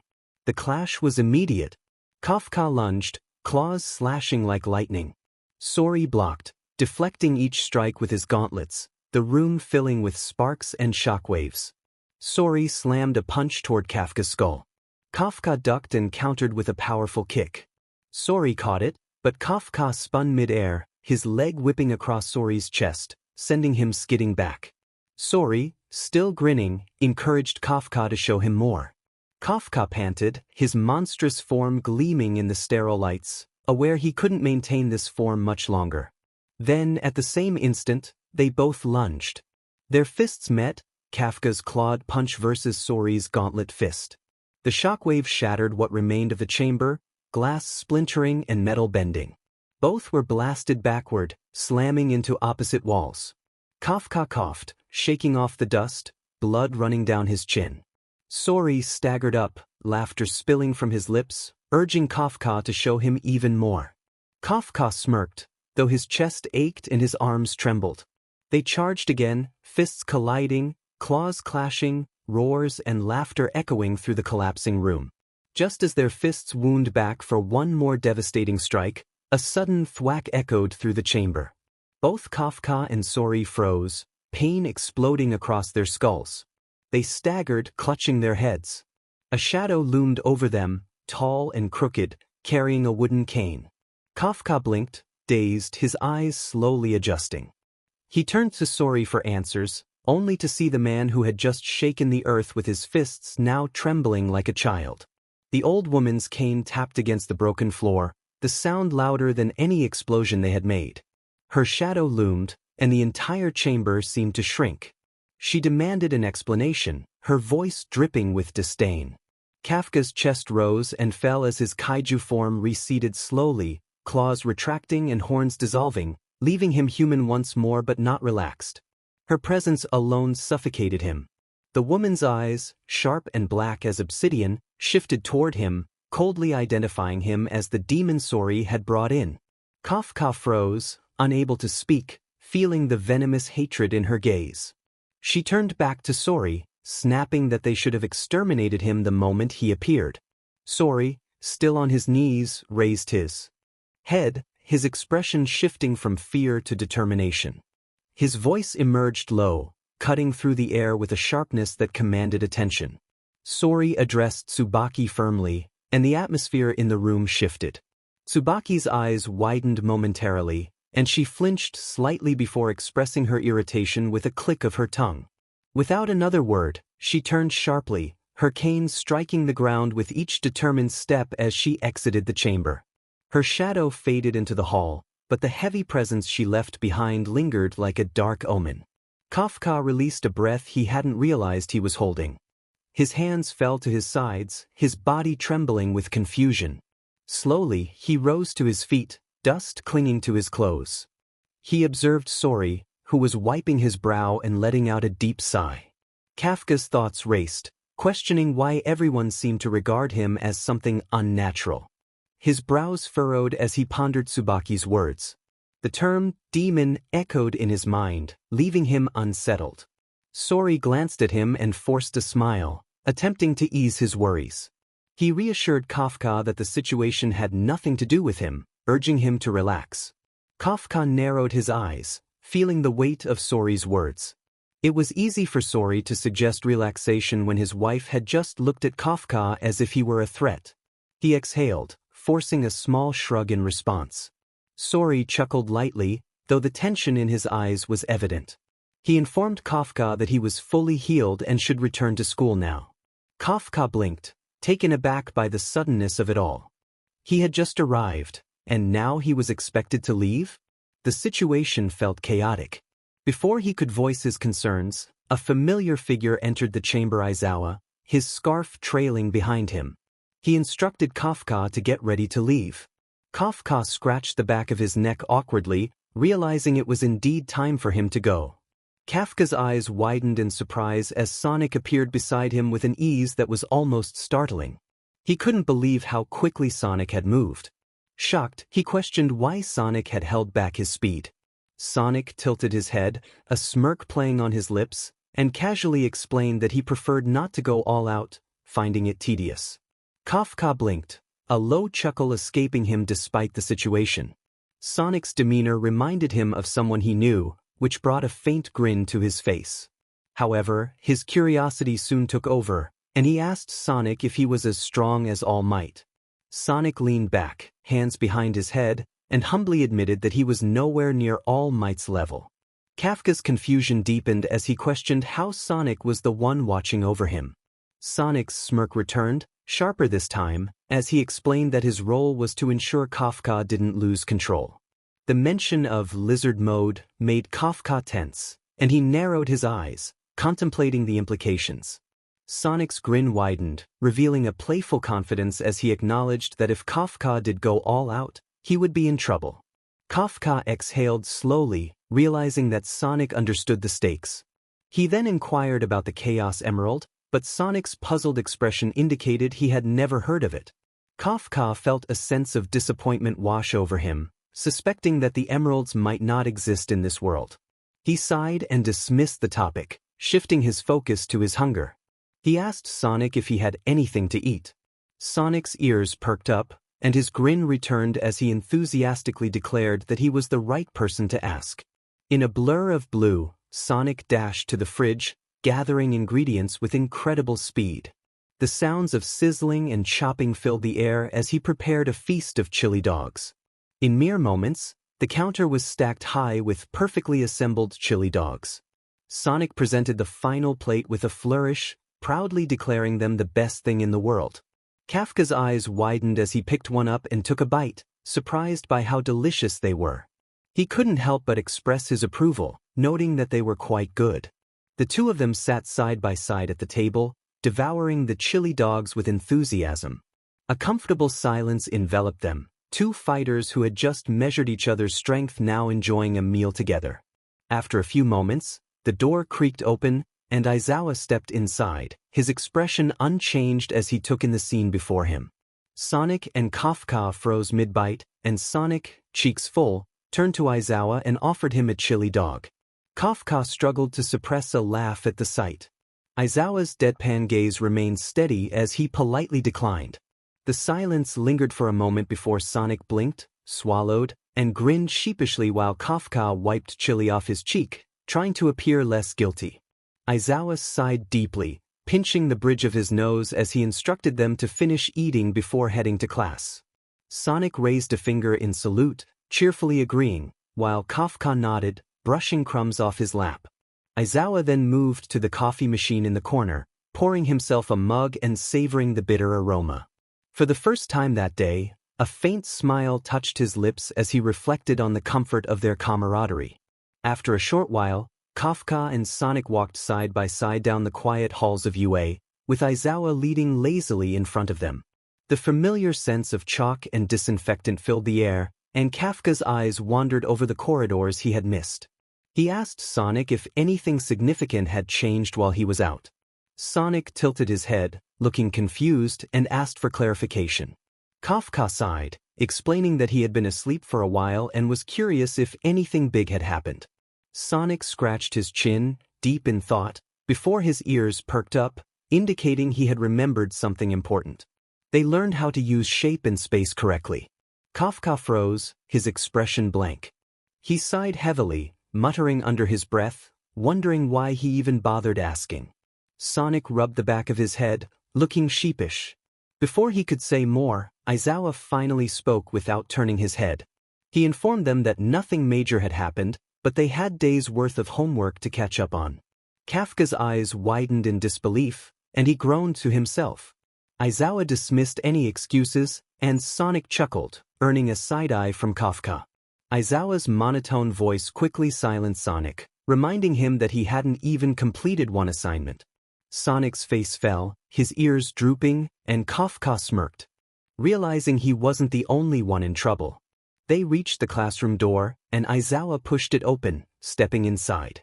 Every student turned their heads immediately, whispers rising as the tired teacher walked to the front. Aizawa instructed everyone to stay in their seats. The murmurs grew confused, and Aizawa's tired eyes scanned the room, his tone sharpening as he warned them that they would have time for questions later, not now. The class exchanged puzzled looks, wondering who Aizawa was referring to. When Aizawa called for Kafka to come in, the room froze. Kafka walked in hesitantly, rubbing the back of his neck, his emerald eyes sweeping the class nervously. He greeted them with a nervous smile, but silence enveloped the room. Then, like an explosion, nearly the entire class jumped from their seats, surrounding him with questions. They were concerned about his well-being, eager to know what had happened, and curious about his experiences. Kafka felt overwhelmed as their voices overlapped, but Aizawa's patience snapped, and he raised his voice, commanding them to sit. The room fell silent instantly, and everyone shuffled awkwardly back to their desks. Kafka exhaled in relief, slumping into a chair. Aizawa pulled his scarf tighter around his shoulders and finally spoke once the room settled. He announced that the worldwide sports festival would begin in 1 week. Excitement buzzed through the class, and Kafka leaned forward slightly, intrigued by the mention of the festival. Aizawa explained that this year, students would face the top schools from England, America, Germany, Korea, and Russia. Kafka's eyebrow arched at the thought of competing against such formidable opponents. Aizawa's tone grew heavier as he revealed that the location would be the Dream Dimension. Kafka tilted his head in confusion, prompting Ida to ask what the Dream Dimension was. Aizawa explained plainly that it was an artificial space created by the pro-hero Lullaby, where individuals could go all out without risk. If someone got hurt in that dimension, they would simply teleport back unharmed. Gasps filled the room as students realized they could fight without holding back. Kafka sat back, arms crossed, narrowing his eyes thoughtfully.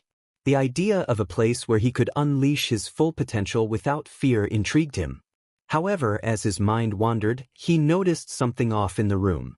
His sharp gaze landed on Izuku, who wasn't taking notes or pretending to listen. Instead, his green eyes were locked on Shoko Todoroki, who sat composed and unreadable. Kafka tilted his head, realizing Izuku was completely absorbed in her presence. A slow, wicked grin spread across Kafka's face as he observed the scene. Izuku, usually so jittery and determined, had softer eyes, almost glowing, and a relaxed jaw. Kafka couldn't help but find the situation amusing. He leaned back comfortably in his chair, already planning how he could use this newfound information to his advantage. The classroom settled into its usual routine after Aizawa's announcement. He adjusted his scarf and cracked open his book, instructing everyone to turn to page like clockwork. The class moved as one, flipping open books and scribbling notes. Silence fell across the room, broken only by the occasional sigh of tired students and the faint rustle of pages turning. Time dragged on, and Kafka's eyes grew heavy, weighed down by boredom and lingering fatigue from the hospital. Finally, Aizawa closed his book and announced that class was over for the day. As he slipped out of the room, the door clicked shut, and Kafka's pulse quickened, knowing what was about to happen. The moment Aizawa disappeared, the entire room shifted, heads turning and whispers swelling like buzzing hornets. Every eye gleamed with curiosity, focused on Kafka. Well, not every eye. Bakugo slouched in his chair, arms crossed, a deep scowl on his face as he glared out the window. His body language radiated irritation, not just at the class but at Kafka's very presence. Izumi scribbled lazily in her notebook, pretending not to care while occasionally sneaking glances in Kafka's direction. Zuko had headphones in, scrolling on his phone with practiced indifference. Yet beneath the facade, Kafka sensed a sharp edge of dislike simmering just below the surface.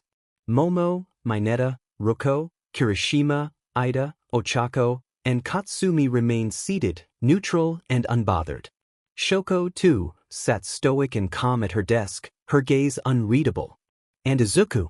Izuku wasn't really present. He sat in his seat, chin resting on his hand, eyes sparkling faintly as he stared in Shoko's direction, utterly oblivious to the tension in the room. Kafka sighed, knowing this moment was inevitable the second he walked back into class. He raised his hands sharply, commanding attention. The room froze, dozens of eyes sharpening, now glued to him. He sighed again, explaining that he had just come from the hospital and was exhausted. He established a limit of 3 questions, no more. Groans rippled through the students, followed by whispers of complaints and negotiations, but eventually, one by one, they nodded in agreement. Kafka exhaled in relief, feeling his shoulders loosen slightly. He thought to himself that if they all started bombarding him with questions, he'd never escape. Kaminari leaned forward, ready to speak, but before he could utter a word, a hand covered his mouth. Jiro, annoyed, told him not to ask something foolish. Kaminari's eyes widened, muffled words spilling against her hand. She pulled it away and he frowned, insisting he wasn't going to ask anything silly. From across the room, Sonic leaned back casually, a smirk dancing on his lips, agreeing that they should make their questions count. This sentiment sent a ripple of agreement through the class. Then a group huddle formed. Students gathered, whispering furiously, tossing out ideas as if they were planning a heist. Kafka watched from his desk, unimpressed, his cheek resting against his palm, wondering what they were doing. They were treating this like an interrogation. He wished they would hurry up. Minutes passed. Finally, the huddle broke, and Denki stepped forward, puffing his chest out as if he had been appointed commander. He asked about Kafka's big lizard form and the smaller one from the US. Kafka stared at him, deadpan, pointing out that it was technically 2 questions. Denki tilted his head, insisting that since he said it in one breath, it counted as 1. Kafka blinked at him, holding his breath for a moment. He almost laughed, but Denki looked so seriously earnest that it felt wrong to do so. He let out a long sigh, explaining that the smaller form was his full transformation, like being fully equipped with armor. The bigger one, he explained, was his berserk form, one he couldn't really control yet. Gasps erupted, and murmurs spread like wildfire through the room. Denki's eyes sparkled with excitement, declaring it cool. Kafka chuckled under his breath, surprised they weren't scared. Then, from the back, a playful voice rang out, asking if he was like a kaiju, like Godzilla. Kafka froze, his face blank, admitting that he guessed he was indeed a kaiju. The weight of his own words hit him, and he realized he really was a kaiju, shaking his head at himself in disbelief. Before he could spiral further, Mina stepped forward, grinning as if she had been waiting for this moment. She announced her final question, and Kafka raised an eyebrow, wondering if that was truly what she wanted to ask. Her smirk widened, eyes glittering with mischief as she asked what his type was. The room fell silent, every head perked up, even those who had acted disinterested before were now listening intently. Kafka turned slowly to Mina, his expression flat, questioning if she really wanted that to be her final question. She confirmed with a smile, leaving the atmosphere charged with anticipation.